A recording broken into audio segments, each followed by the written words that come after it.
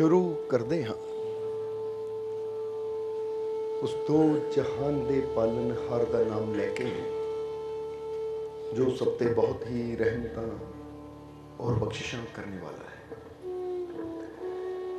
ਅੱਜ ਦਾ ਸਤਸੰਗ ਸ਼ੁਰੂ ਕਰੀਏ ਤਾਂ ਉਸ ਤੋਂ ਪਹਿਲਾਂ ਅੱਜ ਤੁਹਾਨੂੰ ਪਤਾ ਹੀ ਹੈ ਕਿ ਇਹ 7ਵੇਂ ਦਿਨ ਦੀ ਪ੍ਰਭਾਤ ਫੇਰੀ ਇਸ ਪਟੋਲੀਆਂ ਨਗਰ ਵਿਖੇ ਪਹੁੰਚੀ ਹੈ, ਇਸ ਪਰਿਵਾਰ 'ਚ ਪਹੁੰਚੀ ਹੈ। ਤਾਂ ਸਭ ਤੋਂ ਪਹਿਲਾਂ ਅਸੀਂ ਆਪਣੀ ਤਰਫੋਂ ਆਈ ਹੋਈ ਸਾਰੀ ਸੰਗਤ ਦੀ ਤਰਫੋਂ ਇਸ ਪਰਿਵਾਰ ਨੂੰ ਬਹੁਤ-ਬਹੁਤ ਵਧਾਈ ਦੇਵਾਂਗੇ, ਮੁਬਾਰਕਬਾਦ ਦੇਵਾਂਗੇ, ਕਿਉਂਕਿ ਖੁਸ਼ੀਆਂ ਦੇ ਦਿਨ ਚੱਲ ਰਹੇ ਹੈ ਕਿ ਨਹੀਂ? ਖੁਸ਼ ਹੋ ਸਾਰੇ? ਥੋੜਾ ਸਮਾਈਲ ਰੱਖ ਕੇ ਬੈਠੋ, ਪਤਾ ਲੱਗੇ ਕਿ ਖੁਸ਼ੀਆਂ ਦੇ ਦਿਨਾਂ 'ਚ ਤੁਸੀਂ ਖੁਸ਼ੀਆਂ ਨਾਲ ਬੈਠੇ ਹੋ। ਕਈ ਵਾਰ ਇਨਸਾਨ ਖੁਸ਼ੀਆਂ ਦੇ ਪਲਾਂ ਨੂੰ ਵੀ ਬੜਾ ਸੀਰੀਅਸ ਜਿਹਾ ਬਣਾ ਦਿੰਦਾ ਹੈ। ਸੀਰੀਅਸ ਕਿੱਦਾਂ ਬਣਾ ਦਿੰਦੇ ਹੈ ਕਿ ਅਸੀਂ ਸੀਰੀਅਸ ਜਿਹਾ ਹੋ ਕੇ ਬਹਿ ਜਾਂਦੇ ਨਾ, ਤਾਂ ਇਸ ਤਰ੍ਹਾਂ ਲੱਗਦਾ ਕਿ ਪਤਾ ਨਹੀਂ ਕੋਈ ਬਹੁਤ ਬੜੀ ਸੀਰੀਅਸ ਗੱਲ ਹੈ ਕਿ ਇੰਨਾ ਗੰਭੀਰ ਹੋ ਕੇ ਬੈਠੇ। ਸੋ ਅਸੀਂ ਕਈ ਵਾਰ ਦੱਸੀ ਤਾਂ ਜੀਵਨ ਬੜਾ ਛੋਟਾ ਜਿਹਾ, ਇਹਨੂੰ ਗੰਭੀਰਤਾ ਜਿੱਦਾਂ ਠੀਕ ਹੈ, ਜੀਵਨ 'ਚ ਗੰਭੀਰਤਾ ਹੋਣੀ ਚਾਹੀਦੀ, ਗਹਿਰਾਈ ਹੋਣੀ ਚਾਹੀਦੀ ਹੈ, ਪਰ ਗੰਭੀਰ ਨਹੀਂ ਹੋਣਾ ਚਾਹੀਦਾ ਸਾਨੂੰ। ਗੰਭੀਰ ਦਾ ਮਤਲਬ ਕਿ ਹਰ ਵੇਲੇ ਸੀਰੀਅਸ ਜਾ ਕੇ ਬੈਠੇ ਰਹੀਏ। ਜ਼ਿੰਦਗੀ 'ਚ ਖੁਸ਼ੀ ਵੀ ਆਉਂਦੀ ਹੈ, ਗਮੀ ਵੀ ਆਉਂਦੀ ਹੈ, ਪਿਆਰ ਵੀ ਆਉਂਦਾ ਹੈ, ਕ੍ਰੋਧ ਵੀ ਆਉਂਦਾ ਹੈ, ਸ਼ਾਂਤੀ ਵੀ ਹੁੰਦੀ ਹੈ, ਅਸ਼ਾਂਤੀ ਵੀ ਹੁੰਦੀ ਹੈ, ਤੂਫਾਨ ਵੀ ਆਉਂਦੇ ਹੈ। ਤਾਂ ਕਈ ਵਾਰ ਤੁਸੀਂ ਦੇਖਦੇ ਹੋ ਨਾ, ਇੱਦਾਂ ਵੀ ਹੁੰਦਾ ਕਿ ਪੇੜ ਦਾ ਇੱਕ ਪੱਤਾ ਵੀ ਨਹੀਂ ਹਿਲਦਾ, ਬੰਦਾ ਕਹਿੰਦਾ ਹਵਾ ਹੀ ਬੰਦ ਹੈ। ਸੋ ਜ਼ਿੰਦਗੀ 'ਚ ਹਰ ਤਰ੍ਹਾਂ ਦੇ ਹਾਲਾਤ ਚੱਲਦੇ ਰਹਿੰਦੇ ਹੈ, ਪਰ ਸਹੀ ਮਾਇਨੇ ਜ਼ਿੰਦਗੀ ਜੀਣ ਦੀ ਕਲਾ ਉਹਨੂੰ ਆਉਂਦੀ ਹੈ ਜਿਹੜਾ ਹਰ ਤਰ੍ਹਾਂ ਦੇ ਹਾਲਾਤ ਵਿੱਚ, ਯਾਨੀ ਬਾਹਰ ਚਾਹੇ ਤੂਫਾਨ ਹੋਵੇ, ਚਾਹੇ ਬਿਲਕੁਲ ਸ਼ਾਂਤੀ ਹੋਵੇ, ਬਾਹਰ ਚਾਹੇ ਬਾਰਿਸ਼ ਹੋਵੇ, ਚਾਹੇ ਧੁੱਪ ਹੋਵੇ, ਬਾਹਰ ਚਾਹੇ ਸਰਦੀ ਹੋਵੇ, ਗਰਮੀ ਹੋਵੇ, ਪਰ ਉਹਦੇ ਚਿਹਰੇ 'ਤੇ ਹਮੇਸ਼ਾ ਇੱਕ ਸ਼ਾਂਤੀ, ਇੱਕ ਸਕੂਨ, ਇੱਕ ਖੁਸ਼ੀ, ਇੱਕ ਸਮਾਈਲ ਰਹਿੰਦੀ ਹੈ। ਇਸ ਲਈ ਸਮਾਈਲ ਰੱਖੋ ਆਪਣੇ ਫੇਸ 'ਤੇ। ਸੋ ਇਹ ਖੁਸ਼ੀਆਂ ਦੇ ਪਲ, ਖੁਸ਼ੀਆਂ ਦੀਆਂ ਘੜੀਆਂ ਚੱਲ ਰਹੀਆਂ ਹੈ, ਔਰ ਅੱਜ ਖੁਸ਼ੀਆਂ ਦੇ ਨਾਲ ਇਹ ਪ੍ਰਭਾਤ ਫੇਰੀ ਇਸ ਪਰਿਵਾਰ 'ਚ ਪਹੁੰਚੀ ਹੈ, ਔਰ ਇਹ ਪਰਿਵਾਰ ਨੇ ਬੜਾ ਅੱਛਾ ਇੰਤਜ਼ਾਮ ਵੀ ਕੀਤਾ ਹੈ। ਤਾਂ ਦੇਖੋ ਅਸੀਂ ਕਿੰਨਾ ਆਨੰਦ ਲੈ ਰਹੇ ਹਾਂ, ਲੰਗਰ ਪਾਣੀ ਦਾ ਵੀ ਆਨੰਦ ਲਿਆ, ਹੁਣ ਸਤਸੰਗ ਦਾ ਵੀ ਆਨੰਦ ਲੈ ਰਹੇ ਹਾਂ। ਤਾਂ ਫਿਰ ਸਾਡਾ ਇਹ ਫਰਜ਼ ਵੀ ਬਣਦਾ ਹੈ ਕਿ ਜਿਨ੍ਹਾਂ ਦੀ ਵਜ੍ਹਾ ਨਾਲ ਇਹ ਆਨੰਦ, ਇਹ ਖੁਸ਼ੀ ਹਾਸਿਲ ਕਰਨ ਦਾ ਅੱਜ ਸਾਨੂੰ ਮੌਕਾ ਮਿਲਿਆ ਹੈ, ਸਭ ਤੋਂ ਪਹਿਲਾਂ ਅਸੀਂ ਉਸ ਪਰਿਵਾਰ ਵਾਸਤੇ, ਉਸ ਮਾਲਕ ਦੇ ਘਰ ਦੇ ਵਿੱਚ ਅਰਦਾਸ ਬੇਨਤੀ ਕਰੀਏ ਕਿ ਮਾਲਕ ਇਸ ਘਰ ਪਰਿਵਾਰ 'ਤੇ ਆਪਣੀ ਕਿਰਪਾ, ਦਇਆ, ਮਿਹਰ, ਰਹਿਮਤ, ਬਖਸ਼ਿਸ਼ ਹਮੇਸ਼ਾ ਇਸੇ ਤਰ੍ਹਾਂ ਬਣਾਏ ਰੱਖਣ। ਆਉਣ ਵਾਲਾ ਸਮਾਂ ਇਸ ਪਰਿਵਾਰ ਵਾਸਤੇ ਹੋਰ ਵੀ ਜ਼ਿਆਦਾ ਖੁਸ਼ੀਆਂ ਭਰਿਆ ਹੋਵੇ, ਕਾਮਯਾਬੀ, ਸਫਲਤਾ ਭਰਿਆ ਹੋਵੇ, ਤਾਂ ਕਿ ਜਿਸ ਤਰ੍ਹਾਂ ਅੱਜ ਇਹ ਪਰਿਵਾਰ ਨੇ ਇਹ ਖੁਸ਼ੀਆਂ ਦੇ ਨਾਲ ਪ੍ਰਭਾਤ ਫੇਰੀ ਆਪਣੇ ਘਰ 'ਚ ਬੁਲਾਈ ਹੈ, ਇਸੇ ਤਰ੍ਹਾਂ ਮਾਲਕ ਇਹਨਾਂ ਨੂੰ ਤਾਕਤ ਦਿੰਦੇ ਰਹਿਣ, ਹਿੰਮਤ ਦਿੰਦੇ ਰਹਿਣ, ਇਹਨਾਂ ਦੇ ਕੰਮਾਂ ਕਾਰਾਂ 'ਚ ਬਰਕਤ ਪਾਉਣ, ਤਾਂ ਕਿ ਹਰ ਸਾਲ ਇਸੇ ਤਰ੍ਹਾਂ ਪ੍ਰਭਾਤ ਫੇਰੀ ਇਸ ਘਰ 'ਚ ਆਉਂਦੀ ਰਹੇ। ਇਹ ਰੌਣਕਾਂ ਮੇਲੇ ਸਦਾ ਇਸ ਘਰ 'ਚ ਲੱਗਦੇ ਰਹਿਣ, ਔਰ ਸਾਨੂੰ ਸਾਰਿਆਂ ਨੂੰ ਵੀ ਇਹ ਆਨੰਦ ਹਾਸਿਲ ਕਰਨ ਦਾ ਇੱਦਾਂ ਮੌਕਾ ਮਿਲਦਾ ਚਲਾ ਜਾਵੇ। ਇਹ ਸਾਰੀ ਸੰਗਤ ਰਲ ਕੇ ਬੇਨਤੀ ਕਰੋ। ਕਰਤੀ ਬੇਨਤੀ? ਬਾਕੀ ਫਿਰ ਪੁੱਛਾਂਗੇ, ਤੁਸੀਂ ਠੀਕ ਹੋ, ਖੁਸ਼ ਹੋ ਨਾ? ਸਵਾਓ ਹੁਣ ਖੁਸ਼ੀ ਨੂੰ ਥੋੜ੍ਹਾ ਹੋਰ ਵਧਾਈਏ, ਕਿਉਂਕਿ ਜਿੱਦਾਂ ਹੀ ਦੱਸੀ ਤਾਂ ਕਿ ਸਤਸੰਗ ਤਾਂ ਸਾਨੂੰ ਰੋਜ਼ ਮਿਲਦਾ ਹੈ, ਪਰ ਆਹ ਜਿਹੜੇ ਪਲ ਹੁੰਦੇ ਨਾ, ਇਹ ਹੱਸਣ ਦੇ ਹੁੰਦੇ, ਮੁਸਕਰਾਉਣ ਦੇ ਹੁੰਦੇ ਹੈ, ਕਿਉਂਕਿ ਪ੍ਰਭਾਤ ਫੇਰੀ, ਪ੍ਰਭਾਤ ਦਾ ਮਤਲਬ ਹੀ ਹੁੰਦਾ ਹੈ, ਜਿਸ ਤਰ੍ਹਾਂ ਅਸੀਂ ਕਈ ਵਾਰ ਦੱਸਦੇ ਹਾਂ ਨਾ ਕਿ ਬੁੱਲੇ ਸ਼ਾਹ ਨੇ ਕਿਹਾ ਕਿ ਅੰਮ੍ਰਿਤ ਵੇਲੇ ਜੋ ਵੀ ਜਾਗੇ ਭਾਗ ਜਾਗਦੇ ਸੁੱਤੇ। ਪ੍ਰਭਾਤ ਵੇਲੇ ਦਾ ਮਤਲਬ ਕੀ ਹੁੰਦਾ ਹੈ ਕਿ ਜਦੋਂ ਇਹ ਸੂਰਜ ਨਿਕਲਣ ਤੋਂ ਪਹਿਲਾਂ ਜਾਗ ਜਾਂਦੇ ਆ ਨਾ, ਔਰ ਜਾਗ ਕੇ ਆਪਣੇ ਪ੍ਰਭੂ ਦੇ ਗੁਣ ਗਾਉਂਦੇ ਆ, ਉਹਦੀ ਉਸਤਤ ਕਰਦੇ ਆ, ਚਾਹੇ ਉਹ ਸ਼ਬਦਾਂ ਦੇ ਰੂਪ 'ਚ ਹੋਵੇ, ਚਾਹੇ ਉਹ ਸਿਮਰਨ ਦੇ ਰੂਪ 'ਚ ਹੋਵੇ, ਯਾਨੀ ਕਿਸੇ ਤਰ੍ਹਾਂ ਵੀ ਜਦੋਂ ਆਪਣੇ ਰੱਬ ਨੂੰ, ਆਪਣੇ ਮਾਲਿਕ ਨੂੰ ਯਾਦ ਕਰਦੇ ਆ, ਤਾਂ ਫਿਰ ਸਮਝ ਲਓ ਕਿ ਉਹ ਦਿਨ ਜੋ ਉਹਦੀ ਯਾਦ ਨਾਲ ਸ਼ੁਰੂ ਹੁੰਦਾ ਹੈ, ਉਹ ਦਿਨ ਸਾਡੇ ਜੀਵਨ ਦਾ ਸਭ ਤੋਂ ਉੱਤਮ ਦਿਨ ਮੰਨਿਆ ਜਾਂਦਾ ਹੈ, ਸਭ ਤੋਂ ਉੱਚਾ ਦਿਨ ਮੰਨਿਆ ਜਾਂਦਾ ਹੈ। ਕਿਉਂਕਿ ਵੈਸੇ ਵੀ ਹਮੇਸ਼ਾ ਐਸੀ ਦੱਸੀਦਾ ਹੈ ਕਿ ਸੰਤ ਪਲਟੂ ਦਾਸ ਜੀ ਨੇ ਵੀ ਕਿਹਾ ਹੈ ਕਿ ਪਲਟੂ ਸ਼ੁਭ ਦਿਨ ਸ਼ੁਭ ਘੜੀ ਯਾਦ ਕਰੇ ਜਬ ਨਾਮ, ਲਗਨ ਮੁਹੂਰਤ ਝੂਠ ਸਭ ਔਰ ਬਿਗਾੜੇ ਕਾਮ। ਉਹ ਕਹਿੰਦੇ ਲਗਨ ਮੁਹੂਰਤ ਦੀ ਚਿੰਤਾ ਉਸ ਇਨਸਾਨ ਨੂੰ ਨਹੀਂ ਰਹਿ ਜਾਂਦੀ। ਲਗਨ ਮੁਹੂਰਤ ਦਾ ਮਤਲਬ ਤੁਸੀਂ ਸਮਝਦੇ ਹੀ ਹੋ ਕਿ ਕਈ ਉਹ ਗ੍ਰਹਿਾਂ ਨੂੰ ਦੇਖਦੇ ਰਹਿੰਦੇ ਹੈ ਕਿ ਕਿਹੜਾ ਮੁਹੂਰਤ ਚੰਗਾ ਹੈ, ਕਦੋਂ ਗ੍ਰਹਿ ਸਾਰੇ ਠੀਕ ਹੋਣਗੇ, ਗ੍ਰਹਿਾਂ ਦੀ ਦਿਸ਼ਾ ਕਦੋਂ ਠੀਕ ਹੋਏਗੀ, ਤਾਂ ਅਸੀਂ ਉਸ ਮੁਹੂਰਤ ਵਿੱਚ ਆ ਕੰਮ ਕਰਨਾ ਹੈ। ਕੋਈ ਲਗਨ ਲੱਭਦਾ ਹੈ ਕਿ ਚੰਗਾ ਲਗਨ ਦਾ ਟਾਈਮ, ਚੰਗਾ ਵਕਤ ਮਿਲੇ ਜਦੋਂ ਅਸੀਂ ਆਹ ਕੰਮ ਸ਼ੁਰੂ ਕਰੀਏ। ਤਾਂ ਸੰਤ ਪਲਟੂ ਦਾਸ ਨੇ ਤਾਂ ਗੱਲ ਸਾਫ਼ ਕਰ ਦਿੱਤੀ, ਔਰ ਇਹ ਇਸ਼ਾਰਾ ਕੀਤਾ ਉਹਨਾਂ ਆਸ਼ਕਾਂ ਦੀ ਤਰਫ, ਉਹਨਾਂ ਵਿਸ਼ਵਾਸੀਆਂ ਦੀ ਤਰਫ ਜਿਹੜੇ ਆਪਣੇ ਪ੍ਰਭੂ ਤੇ, ਆਪਣੇ ਮਾਲਿਕ ਤੇ, ਆਪਣੇ ਪਰਮਾਤਮਾ ਤੇ ਵਿਸ਼ਵਾਸ ਕਰਨ ਵਾਲੇ ਹੈ। ਉਹ ਕਹਿੰਦੇ ਲਗਨ ਮੁਹੂਰਤ ਦੇ ਚੱਕਰ ਵਿੱਚ ਆਪਣਾ ਸਮਾਂ ਨਾ ਗਵਾ, ਕਿਉਂਕਿ ਸਮਾਂ ਤਾਂ ਜ਼ਿੰਦਗੀ ਦਾ ਵੈਸੇ ਵੀ ਬੜਾ ਥੋੜਾ ਹੈ। ਹੁਣ ਫਰਜ਼ ਕਰੋ ਇੱਕ ਬੰਦੇ ਕੋ 2 ਦਿਨ ਦੀ ਜ਼ਿੰਦਗੀ ਹੈ, ਉਦਾਹਰਨ ਦੇ ਰਹੇ ਆ ਕਿ ਇੱਕ ਬੰਦੇ ਨੂੰ ਡਾਕਟਰ ਕਹਿੰਦਾ ਭਾਈ ਦੇਖੋ 2 ਦਿਨ ਦੀ ਜ਼ਿੰਦਗੀ ਹੈ, 2 ਦਿਨ ਬਾਅਦ ਤੂੰ ਮਰ ਜਾਣਾ। ਹੁਣ ਉਹਨਾਂ ਕੋਈ ਕੰਮ ਕਰਨਾ ਹੋਵੇ ਤਾਂ ਉਹ ਕਿਸੇ ਮਹੂਰਤ ਵਾਲੇ ਨੂੰ ਪੁੱਛੇ ਤਾਂ ਮਹੂਰਤ ਵਾਲਾ ਕਹੇ ਭਾਈ ਇਹ ਸ਼ੁਭ ਮਹੂਰਤ ਤੇ ਕੰਮ ਕਰਨ ਦਾ 4 ਦਿਨਾਂ ਬਾਅਦ ਹੈ, ਤਾਂ ਹੁਣ ਉਹ ਕੀ ਕਰੇਗਾ? 2 ਦਿਨ ਬਾਅਦ ਉਹਦੀ ਮੌਤ ਹੈ, 4 ਦਿਨਾਂ ਬਾਅਦ ਸ਼ੁਭ ਮਹੂਰਤ ਹੈ, ਤਾਂ ਹੁਣ ਉਹ ਸ਼ੁਭ ਮਹੂਰਤ ਦੇ ਇੰਤਜ਼ਾਰ ਵਿੱਚ ਉਹ ਕਰ ਹੀ ਨਹੀਂ ਪਾਏਗਾ, ਕਿਉਂਕਿ ਉਹਦੀ ਮੌਤ ਪਹਿਲੀ ਆ ਜਾਏਗੀ। ਤਾਂ ਜਿਹੜਾ ਸਮਝਦਾਰ ਹੋਏਗਾ ਉਹ ਕਹਿੰਦਾ ਭਾਈ 2 ਦਿਨ ਦੀ ਜ਼ਿੰਦਗੀ ਹੈ, ਜੋ ਸ਼ੁਭ ਕਰਨਾ ਹੈ ਮੈਂ ਅੱਜ ਹੀ ਆਪਣੇ ਮਾਲਿਕ ਦਾ ਨਾਮ ਲੈ ਕੇ ਕਰ ਲਵਾਂਗੇ, ਕਿਉਂਕਿ ਕੱਲ ਤਾਂ ਜ਼ਿੰਦਗੀ ਮੇਰੀ ਹੁਣੀ ਨਹੀਂ ਹੈ। ਇਹਨੂੰ ਕਹਿੰਦੇ ਸਮਝਦਾਰ। ਕਿਉਂਕਿ ਜ਼ਿੰਦਗੀ 'ਚ ਅਸੀਂ ਕਈ ਵਾਰ ਅੱਜ ਥੋੜੇ ਜਿਹੇ ਹੀ ਇਸ਼ਾਰੇ ਸਮਝਣੇ ਆ, ਅਗਰ ਇਹਨਾਂ ਇਸ਼ਾਰਿਆਂ ਨੂੰ ਅਸੀਂ ਸਮਝ ਲਵਾਂਗੇ ਤਾਂ ਸਾਡੀ ਜ਼ਿੰਦਗੀ ਬਦਲ ਜਾਏਗੀ। ਕਿ ਜਦੋਂ ਅਸੀਂ ਕੋਈ ਸ਼ੁਭ ਕਰਮ ਕਰਨਾ ਹੋਵੇ ਨਾ, ਅੱਛਾ ਕਰਮ ਕਰਨਾ ਹੋਵੇ, ਤਾਂ ਫਿਰ ਰੱਬ ਦਾ ਨਾਮ ਲੈ ਕੇ ਕਰੋ, ਉਹਦੇ ਵਿਸ਼ਵਾਸ ਨਾਲ ਕਰੋ। ਅੱਛਾ ਕਰਮ ਮਤਲਬ ਚਾਹੇ ਸਾਡਾ ਕੋਈ ਕਾਰੋਬਾਰ ਦਾ ਕੰਮ ਹੋਵੇ, ਚਾਹੇ ਕੋਈ ਬਿਜ਼ਨਸ ਦਾ ਕੰਮ ਹੈ, ਕੋਈ ਦੁਕਾਨਦਾਰੀ ਦਾ ਕੰਮ ਹੈ, ਕੋਈ ਮਕਾਨ ਦਾ ਕੰਮ ਹੈ, ਕੁਛ ਵੀ ਕਰਨਾ ਹੋਵੇ ਬੰਦੇ ਨੇ, ਉਸ ਵੇਲੇ ਉਹਦਾ ਨਾਮ ਲੈ ਕੇ ਸ਼ੁਰੂ ਕਰ ਦਿਓ ਇਸ ਵਿਸ਼ਵਾਸ ਨਾਲ ਕਿ ਮੈਂ ਇਹ ਕੰਮ ਸ਼ੁਰੂ ਕਰ ਰਿਹਾ ਆਪਣੇ ਮਾਲਿਕ ਦੀ ਰਹਿਮਤ ਦੇ ਨਾਲ, ਉਹਦੇ ਵਿਸ਼ਵਾਸ ਨਾਲ, ਔਰ ਮੈਨੂੰ ਪੂਰਾ ਯਕੀਨ ਹੈ ਕਿ ਕੰਮ 'ਚ ਸਫਲਤਾ ਮੈਨੂੰ ਜ਼ਰੂਰ ਮਿਲੇਗੀ। ਜਦੋਂ ਇਸ ਵਿਸ਼ਵਾਸ ਨਾਲ ਤੁਸੀਂ ਕਦਮ ਵਧਾ ਦਿੰਦੇ ਹੋ ਤਾਂ ਉਹ ਮਹੂਰਤ, ਉਹ ਪਲ, ਉਹ ਘੜੀਆਂ ਆਪੇ ਹੀ ਸ਼ੁਭ ਹੋ ਜਾਂਦੀਆਂ ਹੈ। ਨਹੀਂ ਤਾਂ ਜ਼ਰਾ ਸੋਚ ਕੇ ਦੱਸਿਓ, ਸੱਚ ਦੱਸਿਓ ਸਾਨੂੰ ਕਿ ਅੱਜ ਬਹੁਤ ਸ਼ਾਦੀਆਂ ਹੁੰਦੀਆਂ ਜਿਹੜੀਆਂ ਮਹੂਰਤ ਦੇਖ ਕੇ ਹੀ ਹੁੰਦੀਆਂ ਹੈ। ਫਲਾਨਾ ਦਿਨ ਮਹੂਰਤ ਚੰਗਾ, ਫਲਾਨੀ ਕੁੰਡਲੀ ਚੰਗੀ, ਉਹ ਬੜੇ ਮਿਲਾਏ ਜਾਂਦੇ ਆ ਨਾ ਉਹਨਾਂ ਦੇ ਕਿ ਭਾਈ ਦੋਸ਼ ਦੇਖੋ ਬੱਚਿਆਂ ਦੇ, ਕੋਈ ਗ੍ਰਹਾਂ ਦਾ ਦੋਸ਼ ਹੋਵੇ, ਕੋਈ ਕਿੱਦਾਂ, ਫਿਰ ਕਰੋ। ਤਾਂ ਬਾਅਦ ਚੋਂ ਹੁੰਦਾ ਕੀ ਹੈ?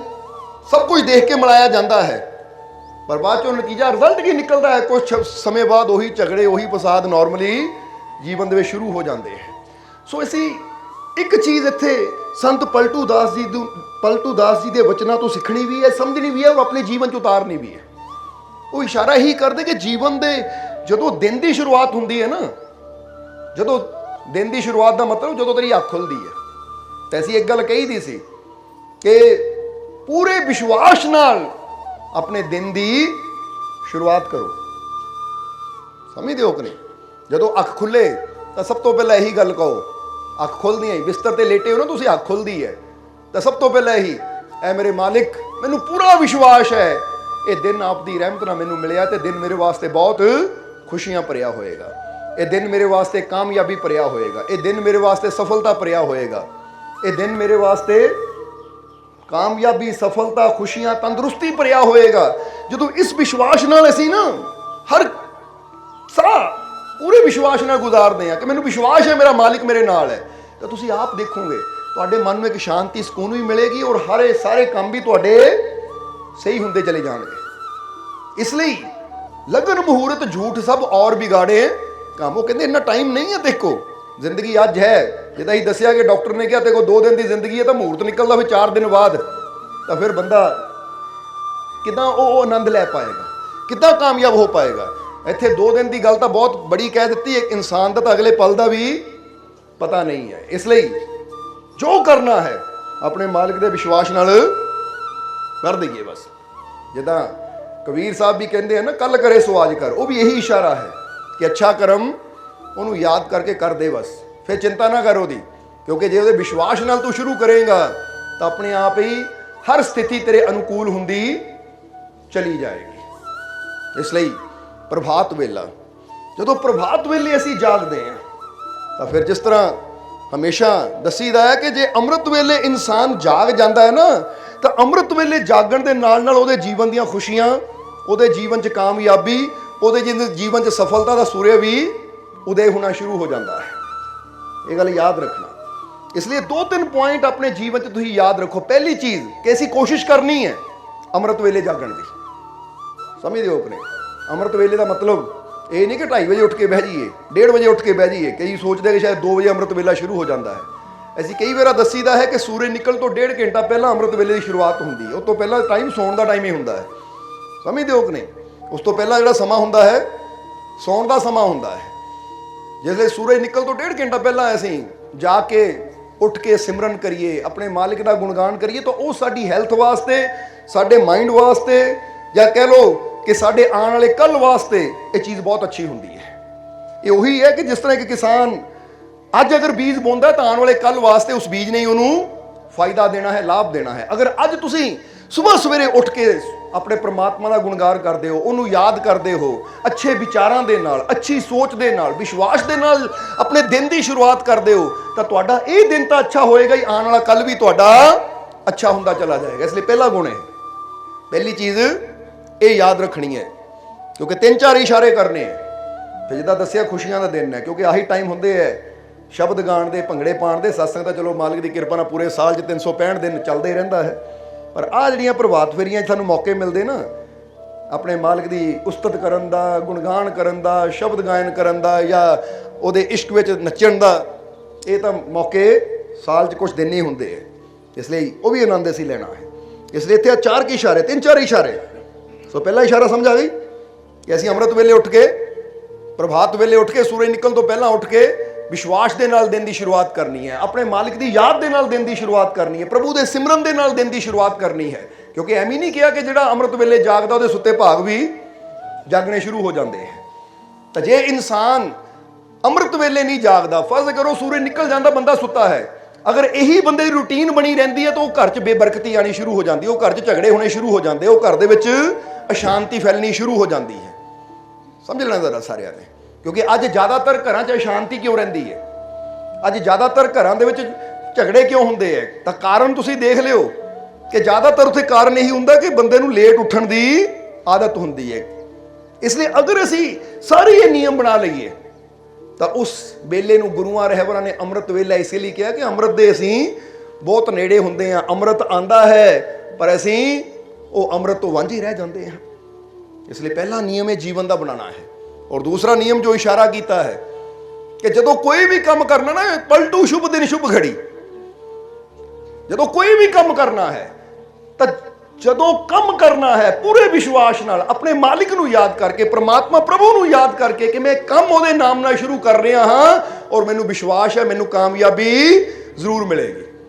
ਤਾਂ ਫਿਰ ਲਗਨ ਮੁਹੂਰਤ ਦੀ ਚਿੰਤਾ ਕਰਨ ਦੀ ਸਾਨੂੰ ਜ਼ਰੂਰਤ ਨਹੀਂ ਹੈ, ਫਿਕਰ ਕਰਨ ਦੀ ਲੋੜ ਨਹੀਂ ਹੈ ਕਿ ਰਾਹੂ ਕਿੱਥੇ ਹੈ ਤੇ ਕੇਤੂ ਕਿੱਥੇ ਹੈ, ਸ਼ਨੀ ਕਿੱਥੇ ਹੈ ਤਾਂ ਮੰਗਲ ਕਿੱਥੇ ਹੈ। ਨਹੀਂ, ਇਹ ਸਾਰੀਆਂ ਚੀਜ਼ਾਂ ਉਹਦੀਆਂ ਬਣਾਈਆਂ ਹੈ। ਜਦੋਂ ਉਹਨੂੰ ਹੀ ਪਕੜ ਲਿਆ ਅਸੀਂ, ਜਿੱਦਾਂ ਇਹ ਕਈ ਵਾਰ ਦੱਸੀ ਨਾ, ਜੜ ਨੂੰ ਹੀ ਪਕੜ ਲਿਆ ਤਾਂ ਪੇੜ ਦੇ ਅੰਦਰ ਜੋ ਨਾ ਫੁੱਲ ਹੈ, ਪੱਤੇ ਹੈ, ਉਹ ਸਭ ਕੁਝ ਜੜ ਦੇ ਅੰਦਰ ਹੀ ਆ ਜਾਂਦਾ ਹੈ। ਸਮਝਦੇ ਹੋ ਕਿ ਨਹੀਂ? ਜਿੱਦਾਂ ਕਹਿੰਦੇ ਆ ਨਾ ਕਿ ਜੂ ਰਾਜਾ ਕੇ ਰਹਿਤ ਹੀ ਰਹਿਤ ਫੌਜ ਕਾ ਸੰਗ। ਸਮਝਦੇ ਹੋ ਕਿ ਨਹੀਂ?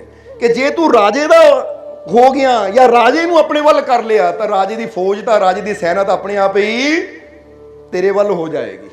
ਹੁਣ ਇੱਥੇ ਅਗਰ ਅਸੀਂ ਆਪਣੇ ਪ੍ਰਮਾਤਮਾ ਨੂੰ, ਪ੍ਰਭੂ ਨੂੰ ਹੀ ਆਪਣਾ ਬਣਾ ਲਿਆ, ਉਹਦੇ ਨਾਲ ਪ੍ਰੇਮ ਪਾ ਲਿਆ, ਉਹਦੇ ਨਾਲ ਪ੍ਰੇਮ ਦੀ ਤਾਰ ਜੋੜ ਲਈ, ਉਹ ਸਾਡਾ ਹੋ ਗਿਆ, ਤਾਂ ਬਾਕੀ ਆ ਸੈਨਾ ਹੀ ਆ ਉਹਦੀ। ਸੈਨਾ ਮਤਲਬ ਹਰ ਚੀਜ਼ ਨੂੰ ਉਹਨੇ ਹੀ ਪੈਦਾ ਕੀਤਾ ਹੈ, ਚਾਹੇ ਸੂਰਜ ਹੈ, ਚਾਹੇ ਚੰਦ ਹੈ, ਚਾਹੇ ਸਿਤਾਰੇ ਹੈ। ਜਿਹੜਾ ਉਹਦਾ ਹੋ ਗਿਆ ਫਿਰ ਉਹਦੀ ਬਣਾਈ ਕੋਈ ਚੀਜ਼ ਉਹਦਾ ਬੁਰਾ ਤਾਂ ਕਰ ਹੀ ਨਹੀਂ ਸਕਦੀ। ਸਮਝਦੇ ਹੋ?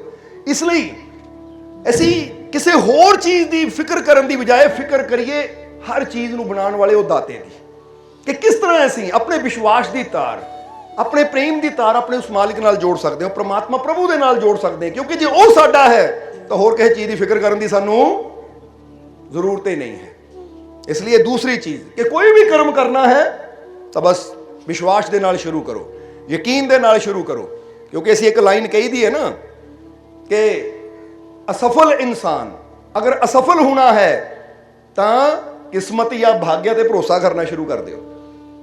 ਕਿਉਂਕਿ ਜਿਹੜਾ ਭਾਗਿਆ ਜਾਂ ਕਿਸਮਤ ਤੇ ਭਰੋਸਾ ਕਰਕੇ ਬੈਠਾ ਰਹਿੰਦਾ ਹੈ ਨਾ, ਉਹ ਕਦੀ ਜੀਵਨ 'ਚ ਕਾਮਯਾਬ ਨਹੀਂ ਹੁੰਦਾ, ਉਹ ਅਸਫਲ ਹੁੰਦਾ ਚਲਾ ਜਾਂਦਾ ਹੈ। ਤਾਂ ਜੇ ਸਫਲ ਹੋਣਾ ਹੈ ਤਾਂ ਖੁਦ ਤੇ ਔਰ ਆਪਣੇ ਖੁਦਾ ਤੇ, ਯਾਨੀ ਆਪਣੇ ਆਪ ਤੇ, ਤਾਂ ਆਪਣੇ ਰੱਬ ਤੇ ਭਰੋਸਾ ਕਰਨਾ ਸ਼ੁਰੂ ਕਰ ਦਿਓ। ਕਿਉਂਕਿ ਕਿਸਮਤ ਤੇ ਭਰੋਸਾ ਕਰਨ ਵਾਲਾ ਕੀ ਕਹਿੰਦਾ ਹੈ, ਜ਼ਰਾ ਸੋਚ ਕੇ ਦੇਖੋ। ਕਿਸਮਤ ਤੇ ਭਰੋਸਾ ਕਰਨ ਵਾਲਾ ਕਹਿੰਦਾ ਹੈ ਬਹਿ ਜਾ ਯਾਰ, ਜੇ ਕਿਸਮਤ 'ਚ ਹੋਇਆ ਤਾਂ ਮਿਲ ਜਾਏਗਾ। ਸਮਝਦੇ ਹੋ ਕਿ ਨਹੀਂ? ਹੁਣ ਤੁਸੀਂ ਫਰਜ਼ ਕਰੋ, ਤੁਸੀਂ ਲੰਗਰ ਛਕਿਆ ਨਾ ਤੁਸੀਂ ਸਾਰਿਆਂ ਨੇ, ਉਹ ਲੰਗਰ ਛਕਿਆ ਤੁਸੀਂ ਸਾਰਿਆਂ ਨੂੰ, ਤੁਹਾਨੂੰ ਪਤਾ ਕਿ ਅਨਾਉਂਸਮੈਂਟ ਹੋ ਗਈ, ਪੰਕਤੀਆਂ ਲਗਾ ਲਓ, ਤੁਸੀਂ ਨਾਲ ਹੀ ਪੰਕਤੀਆਂ 'ਚ ਬਹਿ ਗਏ ਤੇ ਇੱਕ ਆਦਮੀ ਜਾ ਕੇ ਬਾਹਰ ਕੇ ਬਹਿ ਜਾਵੇ, ਮੇਰੀ ਕਿਸਮਤ 'ਚ ਹੋਇਆ ਤਾਂ ਇੱਥੇ ਆ ਜਾਏਗਾ, ਉਹਨੂੰ ਮਿਲੇਗਾ। ਚਲੋ, ਪਰ ਕਦੋਂ? ਜਦੋਂ ਜਿਹੜੇ ਮਿਹਨਤ ਕਰਨ ਵਾਲੇ ਆ ਨਾ, ਕਰਮ ਕਰਨ ਵਾਲੇ, ਉਹ ਖਾ ਕੇ ਹਟ ਜਾਣਗੇ, ਜੋ ਬਚਿਆ ਖੁਚਿਆ ਫਿਰ ਉਹਨੂੰ ਮਿਲ ਜਾਏਗਾ। ਭਾਈਆ ਵੀ ਬੈਠਾ ਦੇ ਦਿਓ ਇਹਨੂੰ ਵੀ। ਯਾਨੀ ਕਿਸਮਤ ਦੇ ਭਰੋਸੇ ਕਰਨ ਵਾਲੇ ਬੈਠਣ ਵਾਲੇ ਨੂੰ ਉਨਾ ਕੁ ਮਿਲਦਾ ਜਿੰਨੇ ਮਿਹਨਤ ਕਰਨ ਵਾਲੇ ਛੱਡ ਦਿੰਦੇ। ਸਮਝ ਆ ਰਹੀ ਸਾਡੀ ਗੱਲ? ਜਿਹੜਾ ਮਿਹਨਤ ਕਰਕੇ ਅੱਗੇ ਵਧਣ ਵਾਲਾ ਹੈ ਨਾ, ਆਪਣੇ ਰੱਬ ਦੇ ਵਿਸ਼ਵਾਸ ਨਾਲ ਅੱਗੇ ਵਧਣ ਵਾਲਾ ਹੈ, ਜੋ ਉਹਦੇ ਕੋਲੋਂ ਬਚ ਜਾਵੇ ਉਹ ਜ਼ਰੂਰ ਉਹਨਾਂ ਦੇ ਪੱਲੇ ਪੈ ਜਾਂਦਾ ਹੈ। ਤਾਂ ਜਿਹੜੇ ਮਿਹਨਤ ਕਰਨ ਵਾਲੇ, ਆਪਣੇ ਰੱਬ ਤੇ, ਆਪਣੀ ਕਰਨੀ ਤੇ, ਆਪਣੇ ਮਾਲਿਕ ਤੇ ਵਿਸ਼ਵਾਸ ਕਰਨ ਵਾਲੇ ਹੈ, ਉਹ ਕਹਿੰਦੇ ਮੈਨੂੰ ਪਤਾ ਸਫਲਤਾ ਨੇ ਮੇਰੇ ਤੱਕ ਨਹੀਂ ਆਣਾ, ਮੈਨੂੰ ਹੀ ਚੱਲ ਕੇ ਸਫਲਤਾ ਤੱਕ ਜਾਣਾ ਪੈਣਾ ਹੈ। ਸਮਝਦੇ ਹੋ? ਇਸ ਲਈ ਅਗਰ ਅਸੀਂ ਜੀਵਨ 'ਚ ਕਾਮਯਾਬ ਹੋਣਾ ਹੈ, ਸਫਲ ਹੋਣਾ ਹੈ, ਤਾਂ ਫਿਰ ਕਿਸਮਤ ਦੇ ਉੱਤੇ ਨਾ ਗੱਲ ਛੱਡੋ। ਕਿਉਂਕਿ ਬਹੁਤ ਵਾਰ ਅਸੀਂ ਦੱਸਿਆ ਕਿ ਕਈ ਵਾਰ ਕਿਸਮਤ ਵੀ ਇੰਤਜ਼ਾਰ ਕਰਦੀ ਹੁੰਦੀ ਹੈ, ਭਾਈ ਤੂੰ ਮਿਹਨਤ ਕਰ ਤਾਂ ਮੈਨੂੰ ਚਮਕਾ। ਜਿੱਦਾਂ ਭਾਂਡੇ ਪਏ ਹੈ ਨਾ ਰਸੋਈ ਦੇ ਵਿੱਚ, ਇੰਤਜ਼ਾਰ ਕਰਦੇ ਕੋਈ ਆਵੇ ਤਾਂ ਸਾਨੂੰ ਸਾਫ਼ ਕਰੇ, ਸਾਨੂੰ ਘਸਾ ਕੇ ਚਮਕਾਵੇ। ਇਸੇ ਤਰ੍ਹਾਂ ਕਈ ਵਾਰ ਸਾਡਾ ਮੁਕੱਦਰ ਕਿਸਮਤ ਵੀ ਇੰਤਜ਼ਾਰ ਕਰਦੀ ਹੁੰਦੀ ਕਿ ਮਿਹਨਤ ਕਰੇ, ਕਰਮ ਕਰੇ, ਤਾਂ ਕਿ ਮੈਂ ਕਈਆਂ ਸਾਲਾਂ ਤੋਂ ਮੈਂ ਇੱਦਾਂ ਹੀ ਪਈ ਹੋਈ ਆ, ਕੋਈ ਤਾਂ ਆਵੇ ਮੈਨੂੰ ਚਮਕਾਵੇ, ਕੋਈ ਤਾਂ ਮਿਹਨਤ ਕਰਕੇ ਮੈਨੂੰ ਨਿਖਾਰੇ। ਇਸ ਲਈ ਯਾਦ ਰੱਖਣਾ ਹਮੇਸ਼ਾ ਕਿ ਕਿਸਮਤ ਦੇ ਭਰੋਸੇ ਬੈਠਣ ਵਾਲਾ ਜੀਵਨ 'ਚ ਅਸਫਲ ਹੁੰਦਾ ਚਲਾ ਜਾਂਦਾ ਹੈ। ਇਸ ਲਈ ਕਦੀ ਕਿਸਮਤ ਦੇ ਭਰੋਸੇ ਨਾ ਬੈਠੋ, ਕਿਸਮਤ 'ਚ ਹੋਇਆ ਤਾਂ ਮਿਲ ਜਾਏਗਾ। ਜਦੋਂ ਅਸੀਂ ਕਈ ਵਾਰੀ ਇਸ਼ਾਰਾ ਕਰੀਦਾ ਬੱਚੇ ਨੇ ਪਾਸ ਹੋਣਾ ਹੋਵੇ, ਉਹ ਮਨ 'ਚ ਸੋਚੇ ਕਿਸਮਤ 'ਚ ਹੋਇਆ ਪਾਸ ਹੋ ਜਾਵਾਂਗੇ, ਪੜ੍ਹ ਕੇ ਕੀ ਲੈਣਾ ਅਸੀਂ, ਕਿਤਾਬ ਨੂੰ ਹੱਥ ਲਾ ਕੇ ਕੀ ਲੈਣਾ ਅਸੀਂ, ਕਿਸਮਤ 'ਚ ਹੋਇਆ ਤਾਂ ਹੋ ਜਾਵਾਂਗੇ ਪਾਸ। ਸਮਝਦੇ ਹੋ? ਇੱਕ ਬੰਦੇ ਨੇ ਨੌਕਰੀ ਤਲਾਸ਼ ਕਰਨੀ ਹੈ, ਘਰ ਹੀ ਬੈਠਾ ਰਵੇ, ਕਿਤੇ ਆਫਿਸ ਜਾ ਕੇ ਇੰਟਰਵਿਊ ਦੇਵੇ ਨਾ, ਰਿਜ਼ਿਊਮ ਦੇਵੇ ਨਾ, ਤਾਂ ਸੋਚੇ ਕਿਸਮਤ 'ਚ ਹੋਏਗੀ ਤਾਂ ਮਿਲ ਜਾਏਗੀ। ਭਾਈ ਘਰ ਬੈਠਿਆਂ ਨੂੰ ਕੋਈ ਚੀਜ਼ ਨਹੀਂ ਮਿਲਣੀ, ਕਿਉਂਕਿ ਚੀਜ਼ ਉਦੋਂ ਮਿਲਦੀ ਜਦੋਂ ਇਨਸਾਨ ਮਿਹਨਤ ਕਰਨ ਨੂੰ ਤਿਆਰ ਹੈ। ਇਸ ਲਈ ਇਤਿਹਾਸ ਦੇ ਵਿੱਚ ਇਹ ਚੀਜ਼ ਬੜੀ ਪਿਆਰੀ ਦੱਸੀ ਗਈ ਹੈ। ਇਤਿਹਾਸ ਕਿਉਂ? ਕਿ ਬੰਦਾ ਪਿਛਲਿਆਂ ਨੂੰ ਦੇਖ ਕੇ ਨਾ ਸਮਝ ਸਕਦਾ ਹੈ ਕਿ ਜਿਹੜੇ ਕਿਸਮਤ ਦੇ ਭਰੋਸੇ ਬੈਠਣ ਵਾਲੇ ਉਹ ਕਿੱਥੇ ਸੀ, ਤੇ ਜਿਹੜੇ ਮਿਹਨਤ ਕਰਨ ਵਾਲੇ, ਆਪਣੇ ਰੱਬ ਤੇ ਵਿਸ਼ਵਾਸ ਕਰਕੇ ਕਦਮ ਅੱਗੇ ਵਧਾਉਣ ਵਾਲੇ ਸੀ, ਉਹ ਕਿੱਥੇ ਪਹੁੰਚ ਗਏ। ਕਿਉਂਕਿ ਖੁਦ ਗਲਤੀਆਂ ਕਰਕੇ ਸਿੱਖਣ ਵਾਸਤੇ ਜ਼ਿੰਦਗੀ ਬੜੀ ਛੋਟੀ ਹੈ।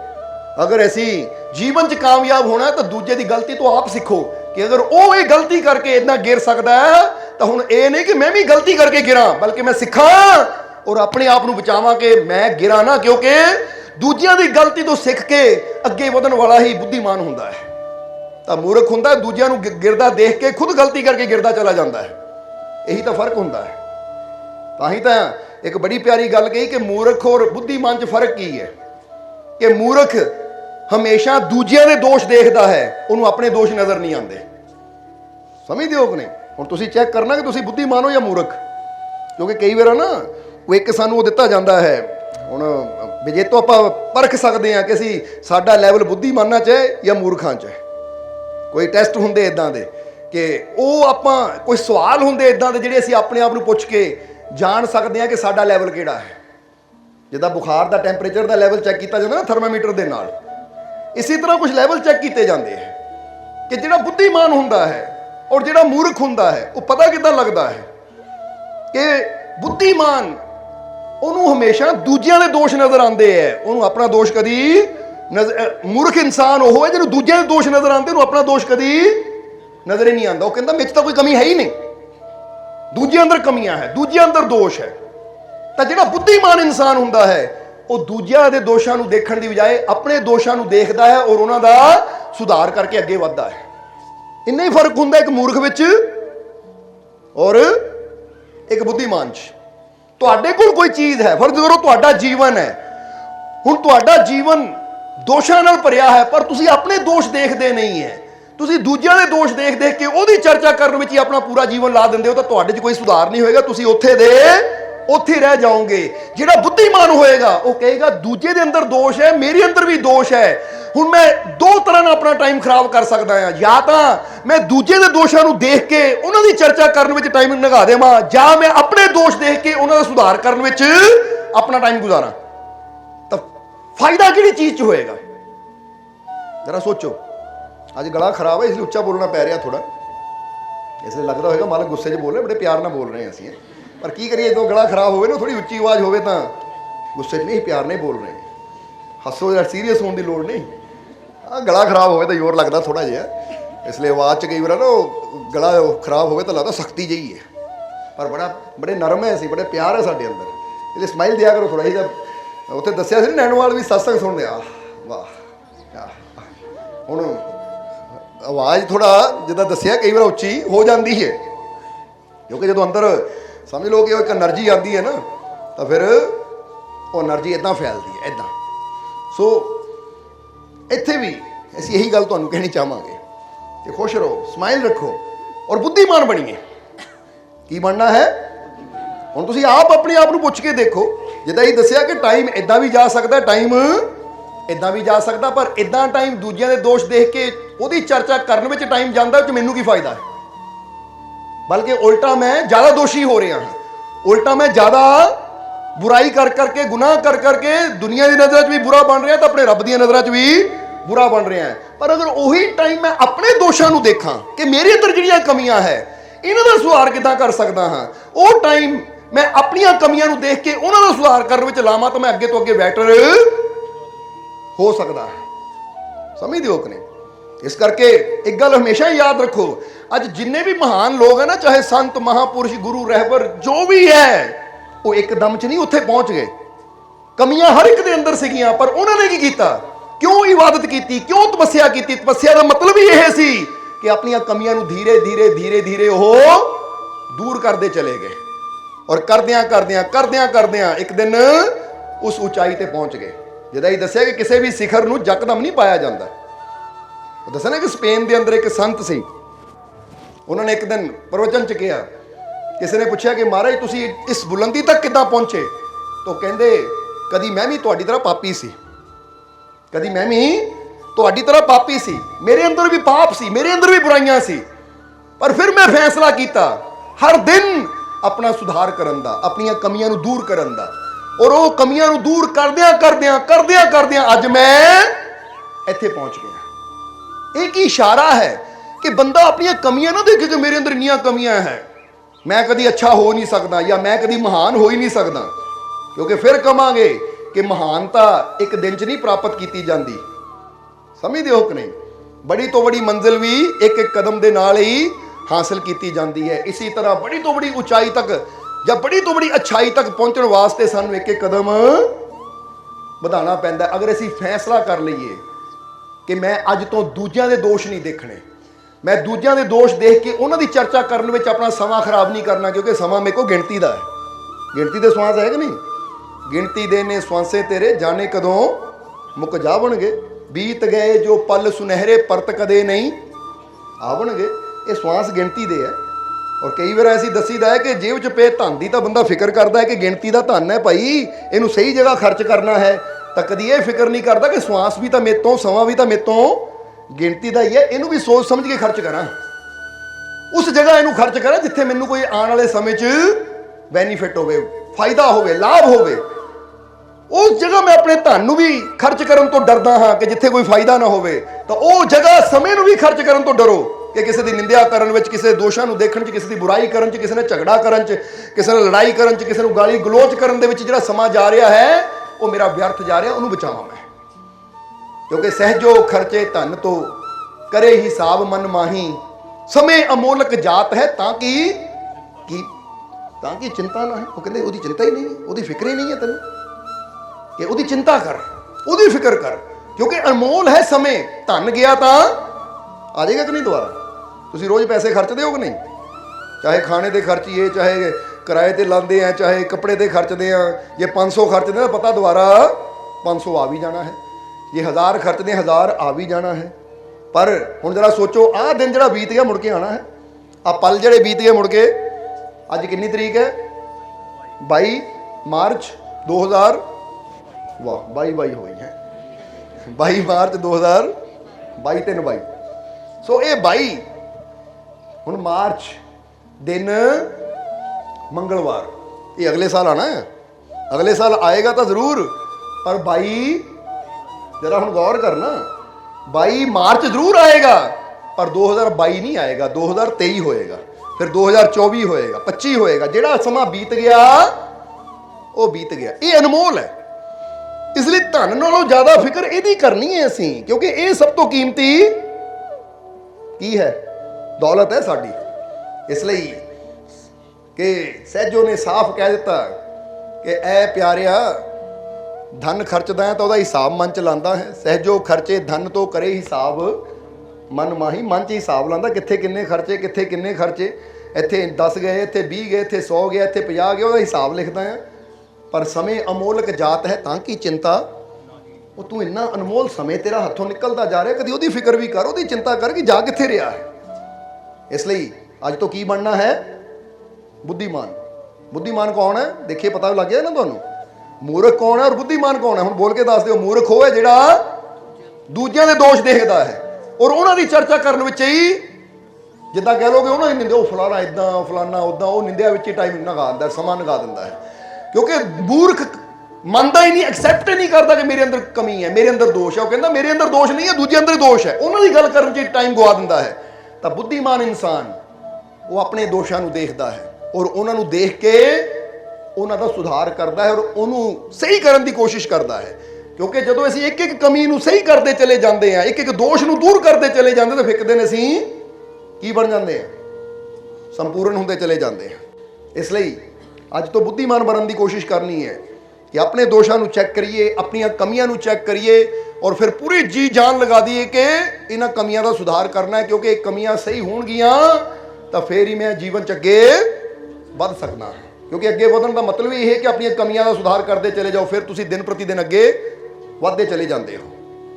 ਸਮਝਦੇ ਹੋ ਕਿ ਨਹੀਂ? ਇਹ ਕਿੰਨਵਾਂ ਪੁਆਇੰਟ ਸੀ? ਤੀਸਰਾ। ਸਮਝ ਆ ਗਈ? ਪਹਿਲਾ ਪੁਆਇੰਟ ਕਿਹੜਾ ਹੈ, ਯਾਦ ਹੈ ਕਿ ਨਹੀਂ? ਪ੍ਰਭਾਤ ਵੇਲੇ ਉੱਠਣਾ ਹੈ।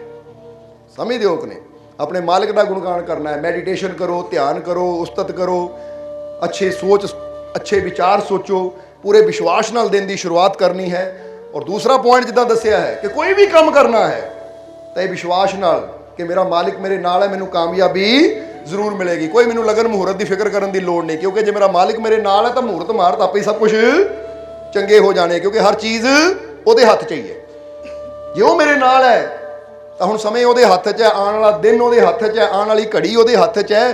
ਤਾਂ ਜੇ ਰੱਬ ਦੇ ਹੱਥ 'ਚ ਸਭ ਕੁਝ ਹੈ ਤਾਂ ਮੈਂ ਹੁਣ ਰੱਬ ਦਾ ਹੀ ਹੋ ਗਿਆ, ਤਾਂ ਜੋ ਵੀ ਉਹਦੇ ਹੱਥ 'ਚ ਹੈ ਮੇਰੇ ਵਾਸਤੇ ਉਹ ਅੱਛਾ ਹੀ ਹੋਏਗਾ।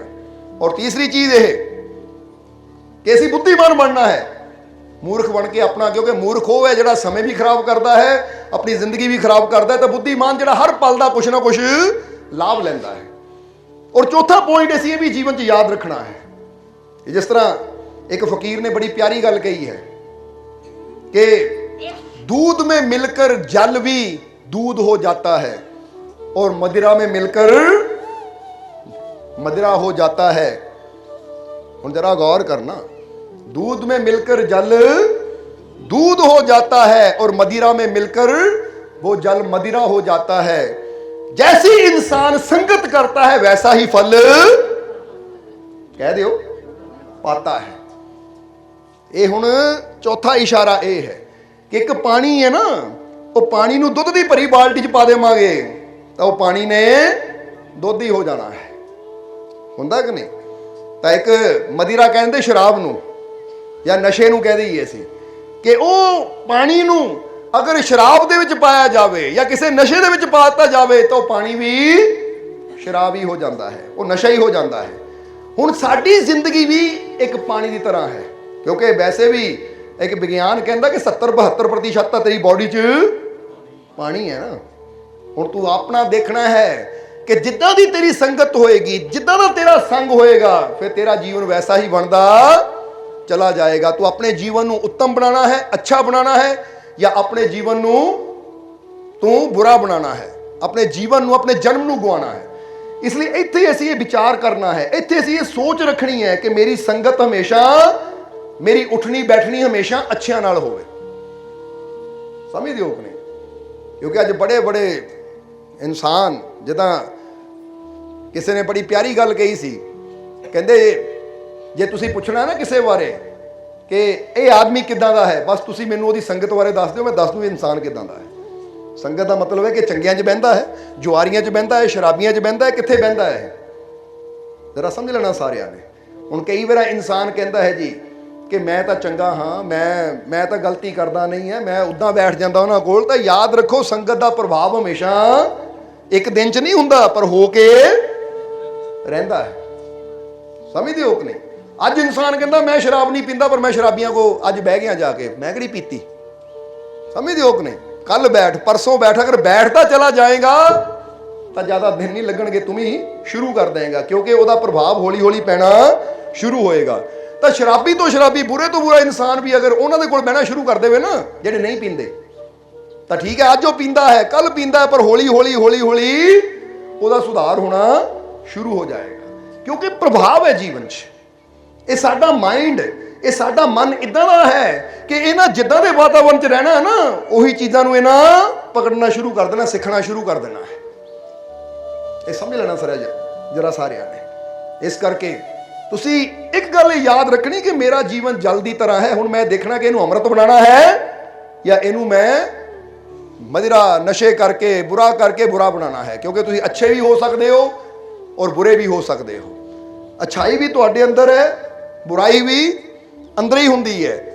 ਅੰਦਰ ਦਾ ਮਤਲਬ ਕੀ ਹੈ ਕਿ ਜੈਸਾ ਅਸੀਂ ਸਿੱਖਦੇ ਚਲੇ ਜਾਣਾ, ਉਹ ਚੀਜ਼ ਸਾਡੇ ਅੰਦਰ ਇਕੱਠੀ ਹੁੰਦੀ ਚਲੀ ਜਾਣੀ ਹੈ। ਇਸ ਲਈ ਇਹ ਅਸੀਂ ਵਿਚਾਰ ਕਰਨਾ ਹੈ, ਇਹ ਅਸੀਂ ਦੇਖਣਾ ਹੈ ਕਿ ਅਗਰ ਜੀਵਨ ਸਾਨੂੰ ਅੱਛਾ ਚਾਹੀਦਾ, ਖੁਸ਼ੀਆਂ ਨਾਲ ਭਰਿਆ ਹੋਇਆ ਚਾਹੀਦਾ ਹੈ, ਤਾਂ ਜਿਸ ਤਰ੍ਹਾਂ ਹਮੇਸ਼ਾ ਦੱਸੀ ਤਾਂ ਜਿਹੜੇ ਆਪ ਖੁਸ਼ ਰਹਿਣ ਵਾਲੇ ਹੈ, ਆਪ ਪੋਜ਼ਿਟਿਵ ਸੋਚਣ ਵਾਲੇ ਹੈ, ਉਹਨਾਂ ਕੋਲ ਬੈਠੋਗੇ ਤਾਂ ਤੁਹਾਡੇ ਜੀਵਨ 'ਚ ਵੀ ਪੋਜ਼ਿਟਿਵਿਟੀ, ਖੁਸ਼ੀ ਆਣੀ ਸ਼ੁਰੂ ਹੋ ਜਾਏਗੀ। ਸਮਝਦੇ ਹੋ ਕਿ ਨਹੀਂ? ਹੁਣ ਇੱਕ ਵਾਰ ਇੱਕ ਜੀਵ ਆਇਆ ਸਾਡੇ ਕੋਲ, ਪਹਿਲੀ ਵਾਰ ਆਇਆ ਕਿਤੇ ਇੱਧਰੋਂ ਹਰਿਆਣੇ ਵੱਲੋਂ ਸਤਸੰਗ YouTube ਤੇ ਸੁਣ ਕੇ। ਤਾਂ ਉਸ ਦਿਨ ਆਇਆ ਤਾਂ ਉਹਦੀ ਮੁਲਾਕਾਤ ਜਦੋਂ ਸਾਡੇ ਨਾਲ ਹੋਈ ਤਾਂ ਉਹਨੇ ਇੱਕ ਗੱਲ ਕਹੀ ਜੋ ਸਾਨੂੰ, ਵੈਸੇ ਤਾਂ ਜਦੋਂ ਜੀਵ ਗੱਲਾਂ ਕਰਦੇ ਆਪਣੀ ਰਹਿਮਤਾਂ ਬਾਰੇ ਦੱਸਦੇ ਤਾਂ ਬੜੀ ਖੁਸ਼ੀ ਹੁੰਦੀ, ਪਰ ਉਹਨੇ ਇੱਕ ਗੱਲ ਕਹੀ ਤਾਂ ਸਾਨੂੰ ਬੜੀ ਅੱਛੀ ਲੱਗੀ। ਉਹਨਾਂ ਕਿਹਾ, ਮਾਲਕੋ ਮੈਂ ਪਿਛਲੇ 3 ਮਹੀਨਿਆਂ ਤੋਂ ਤੁਹਾਡਾ ਸਤਸੰਗ ਸੁਣ ਰਿਹਾ ਔਰ ਸਹੀ ਮਾਇਨੇ 'ਚ ਮੈਂ ਦੱਸਾਂ, ਮੈਂ ਬੜਾ ਸੀਰੀਅਸ ਇਨਸਾਨ ਸੀ, ਹਰ ਵੇਲੇ ਸੀਰੀਅਸ ਰਹਿਣਾ, ਬੱਚਿਆਂ ਨਾਲ ਹੱਸਣਾ, ਮੈਂ ਦਬਕਾ ਮਾਰਨਾ, ਹੱਸਦੇ ਕਿਉਂ ਬੈਠੋ, ਕਿਉਂਕਿ ਕਈਆਂ ਦੀ ਆਦਤ ਹੁੰਦੀ ਹੈ ਨਾ, ਕਈ ਇਨਸਾਨ ਇਦਾਂ ਦੇ ਹੁੰਦੇ, ਉਹ ਇਦਾਂ ਦੇ ਸਖਤ ਜਿਹੇ ਹੁੰਦੇ ਨਾ, ਹੱਸ ਕੀ ਹੋਏ ਕਿਉਂ ਐਵੇਂ ਹੱਸੀ ਜਾਂਦੇ, ਬੰਦ ਚੁੱਪ ਕਰਕੇ ਬੈਠੋ। ਯਾਨੀ ਉਹ ਕਹਿੰਦਾ ਮੈਂ ਹਰਿਆਣੇ ਵੱਲੋਂ ਆਇਆ, ਹਰਿਆਣਾ ਯਾਨੀ ਆ ਹਰਿਆਣਾ ਨਹੀਂ, ਸਟੇਟ ਹਰਿਆਣਾ, ਜਿਹਦਾ ਪੰਜਾਬ ਹੈ ਇੱਦਾਂ ਹਰਿਆਣਾ, ਪੰਜਾਬ ਤੋਂ ਦਿੱਲੀ ਜਾਂਦਿਆਂ ਨੂੰ। ਉਹ ਕਹਿੰਦਾ ਬੜਾ ਸੀਰੀਅਸ ਜਿਹਾ ਸੀ, ਮੈਂ ਕੋਈ ਹੱਸਣਾ ਨਾ ਤਾਂ ਮੈਂ ਦਬਕਾ ਮਾਰ ਕੇ ਉਹਨਾਂ ਨੂੰ ਚੁੱਪ ਕਰਾਂ, ਬਹਿ ਜਾ ਚੁੱਪ ਕਰਕੇ, ਹੱਸੀ ਦਾ ਨਹੀਂ ਹੁੰਦਾ ਬਹੁਤਾ, ਕਿਉਂ ਐਵੇਂ ਪਾਗਲਾਂ ਵਾਂਗੂ ਹੱਸੀ ਜਾਂਦੇ। ਉਹ ਕਹਿੰਦਾ ਮੈਂ 3 ਮਹੀਨੇ ਤੋਂ ਸਤਸੰਗ ਸੁਣਨਾ ਸ਼ੁਰੂ ਕੀਤਾ ਤਾਂ 3 ਮਹੀਨਿਆਂ ਤੋਂ ਮੈਂ ਆਪ ਹੱਸਣਾ ਸ਼ੁਰੂ ਕਰ ਦਿੱਤਾ, ਆਪ ਮੁਸਕਰਾਉਣਾ ਸ਼ੁਰੂ ਕਰ ਦਿੱਤਾ। ਔਰ ਵਾਕਈ ਹੁਣ ਮੈਨੂੰ ਲੱਗਦਾ ਕਿ ਪਹਿਲੀ ਜ਼ਿੰਦਗੀ ਜਿਹੜੀ ਸੀ ਨਾ ਮੇਰੀ, ਉਹ ਗੰਭੀਰਤਾ ਵਿੱਚ ਉੱਦਾਂ ਹੀ ਗੁਜ਼ਰ ਗਈ। ਮੈਂ ਆਪ ਵੀ ਦੁਖੀ ਸੀ ਤਾਂ ਆਪਣੇ ਬੱਚਿਆਂ ਨੂੰ ਦੁਖੀ ਕੀਤਾ ਹੋਇਆ ਸੀ। ਹੁਣ ਮੈਂ ਵੀ ਹੱਸਦਾ ਤਾਂ ਮੇਰੇ ਬੱਚੇ ਵੀ ਹੱਸਦੇ ਆ, ਤਾਂ ਸਾਰੇ ਮੈਨੂੰ ਕਹਿੰਦੇ ਆ ਡੈਡੀ ਤੂੰ ਬੜਾ ਬਦਲ ਗਿਆ ਹੈ। ਹੁਣ ਡੈਡੀ ਮੇਰਾ ਕਹਿੰਦੇ, ਬੱਚੇ ਵੀ ਕਹਿੰਦੇ ਡੈਡੀ ਹੁਣ ਚੰਗਾ ਹੋ ਗਿਆ, ਯਾਨੀ ਡੈਡੀ ਵਧੀਆ ਹੋ ਗਿਆ। ਡੈਡੀ ਪਹਿਲਾਂ ਵੀ ਸੀ ਪਰ ਵਧੀਆ ਕੀ ਹੋਇਆ, ਹੁਣ ਤੁਸੀਂ ਕਿਸੇ ਨੂੰ ਆਂਦੇ ਹੀ ਓਏ ਚੁੱਪ ਕਰਕੇ ਬਹਿ ਜਾ, ਕਿੱਦਾਂ ਦਾ ਖਲੂਸ ਜਿਹਾ ਬੰਦਾ ਹੈ। ਤਾਂ ਜੇ ਤੁਸੀਂ ਹੱਸ ਰਹੇ ਹੋ, ਉਹ ਵੀ ਆ ਕੇ ਹੱਸਣਾ ਸ਼ੁਰੂ ਕਰ, ਬੰਦਾ ਬੜਾ ਚੰਗਾ ਹੈ। ਹੱਸੋ, ਪਰ ਉਹ ਖੁਸ਼ੀ ਇਦਾਂ ਹੋਵੇ ਕਿ ਉਹ ਖੁਸ਼ੀ ਕਿਸੇ ਨੂੰ ਨੀਵਾਂ ਦਿਖਾਉਣ ਵਿੱਚ ਨਾ ਹੋਵੇ। ਇੱਕ ਬੰਦਾ ਐਵੇਂ ਹੱਸੀ ਜਾਂਦਾ ਕਿ ਦੂਜੇ ਦੀ ਬੇਇੱਜ਼ਤੀ ਕਰਕੇ ਜਾਂ ਦੂਜੇ ਦਾ ਮਜ਼ਾਕ ਉਡਾਉਂਦਾ ਹੈ, ਦੂਜੇ ਨੂੰ ਨੀਵਾਂ ਦਿਖਾਉਣ ਦੀ ਕੋਸ਼ਿਸ਼ ਕਰਦਾ ਹੈ, ਉਹ ਖੁਸ਼ੀ ਪਾਪ ਹੈ। ਇੱਕ ਖੁਸ਼ੀ ਹੁੰਦੀ ਮੈਂ ਖੁਸ਼ ਹਾਂ, ਜੇ ਬੱਚੇ ਖੇਡ ਰਹੇ ਆ ਤਾਂ ਮੈਂ ਖੁਸ਼ ਹਾਂ, ਬੱਚੇ ਵੀ ਖੁਸ਼, ਮੈਂ ਵੀ ਖੁਸ਼, ਮੈਂ ਦੂਜਿਆਂ ਨੂੰ ਵੀ ਕਹਿ ਰਿਹਾ ਹੱਸੋ, ਖੁਸ਼ ਹੋਵੋ, ਕਿਉਂਕਿ ਜ਼ਿੰਦਗੀ ਅੱਜ ਹੈ, ਕੱਲ੍ਹ ਨੂੰ ਪਤਾ ਨਹੀਂ ਇਹ ਜ਼ਿੰਦਗੀ ਹੋਣੀ ਜਾਂ ਨਹੀਂ ਹੋਣੀ, ਮਰਨਾ ਤਾਂ ਹੈ ਹੀ। ਤਾਂ ਫਿਰ ਜਿੰਨੇ ਦਿਨ ਇਹ ਜ਼ਿੰਦਗੀ ਦੇ ਹੈ ਆਨੰਦ ਲਈਏ, ਥੋੜਾ ਮੁਸਕਰਾਈਏ, ਥੋੜਾ ਫੇਸ ਤੇ ਸਮਾਈਲ ਰੱਖੀਏ। ਉਹਦੇ ਨਾਲ ਕੀ ਹੁੰਦਾ ਹੈ ਕਿ ਜ਼ਿੰਦਗੀ ਜੀਣ ਦਾ ਆਨੰਦ ਆ ਜਾਂਦਾ ਹੈ। ਸਮਝਦੇ ਹੋ ਕਿ ਨਹੀਂ? ਇਸ ਲਈ ਥੋੜੀ ਜਿਹੀ ਫੇਸ ਤੇ ਸਮਾਈਲ ਰੱਖਣੀ ਹੈ, ਥੋੜਾ ਜਿਹਾ ਮੁਸਕਰਾਣਾ ਹੈ, ਕਿਉਂਕਿ ਜ਼ਿੰਦਗੀ ਅੱਜ ਹੈ। ਇਸ ਲਈ ਫਿਰ ਕਹਾਂਗੇ ਕਿ ਇੰਨਾ ਤਾਂ ਟਾਈਮ ਹੈ ਨਹੀਂ ਕਿ ਇਹਨੂੰ ਗੰਭੀਰ ਹੋਣ ਵਿੱਚ, ਸੀਰੀਅਸ ਹੋਣ ਵਿੱਚ ਹੀ ਅਸੀਂ ਜਾਂ ਝਗੜਿਆਂ 'ਚ ਹੀ, ਲੜਾਈਆਂ 'ਚ ਹੀ ਗੁਜ਼ਾਰ ਦਈਏ। ਇਹ ਪਲ ਬੜੇ ਕੀਮਤੀ ਹੈ ਔਰ ਜ਼ਿੰਦਗੀ ਬੜੀ ਛੋਟੀ ਜਿਹੀ ਹੈ, ਇਸ ਲਈ ਇਹਨੂੰ ਖੁਸ਼ੀ ਦੇ ਨਾਲ, ਹੱਸਦੇ ਮੁਸਕਰਾਉਂਦਿਆਂ, ਪਿਆਰ ਦੇ ਨਾਲ ਗੁਜ਼ਾਰ ਦਈਏ, ਫਿਰ ਹੀ ਜ਼ਿੰਦਗੀ ਜ਼ਿੰਦਗੀ ਹੈ। ਇਸ ਲਈ ਇਹ ਪੁਆਇੰਟ ਵੀ ਹਮੇਸ਼ਾ ਦਿਲ 'ਚ ਯਾਦ ਰੱਖਣਾ ਹੈ ਕਿ ਮੈਂ ਉਹਨਾਂ ਦੀ ਸੰਗਤ ਕਰਨੀ ਹੈ ਜਿਹੜੇ ਮੁਸਕਰਾਉਣ ਵਾਲੇ, ਖੁਸ਼ ਰਹਿਣ ਵਾਲੇ ਆ, ਪੋਜ਼ਿਟਿਵਿਟੀ ਨਾਲ ਭਰੇ ਹੋਏ ਹੈ, ਜਿਹੜੇ ਹਰ ਵੇਲੇ ਰੋਈ ਜਾਣ, ਹਰ ਵੇਲੇ ਝਗੜਾ ਕਰੀ ਜਾਣ, ਹਰ ਵੇਲੇ ਲੜਾਈ ਕਰੀ ਜਾਣ, ਹਰ ਵੇਲੇ ਗੰਭੀਰ ਸੀਰੀਅਸ ਹੋਣਗੇ। ਉਹਨਾਂ ਦੇ ਨਾਲ ਰਹਿ ਕੇ ਤੁਸੀਂ ਵੀ, ਤੁਹਾਡੀ ਵੀ ਜ਼ਿੰਦਗੀ ਜਿਹੜੀ ਹੈ ਨਾ, ਇਹ ਪੱਥਰ ਦੀ ਤਰ੍ਹਾਂ ਬਣ ਜਾਏਗੀ। ਇਸ ਲਈ ਪੱਥਰ ਨਾ ਬਣੋ, ਫੁੱਲ ਦੀ ਤਰ੍ਹਾਂ ਬਣੋ ਜੋ ਹਮੇਸ਼ਾ ਖਿਲ ਕੇ ਜਿੰਦਾ ਹੈ। ਸਮਝ ਆ ਗਈ ਸਾਰਿਆਂ ਨੂੰ? ਇਸ ਲਈ ਇਹ ਗੱਲ ਹਮੇਸ਼ਾ ਯਾਦ ਰੱਖਣਾ। ਔਰ ਹੁਣ ਆਖਰੀ ਪੁਆਇੰਟ, ਫਿਰ ਸਤਸੰਗ ਦੀ ਸਮਾਪਤੀ ਕਰਾਂਗੇ।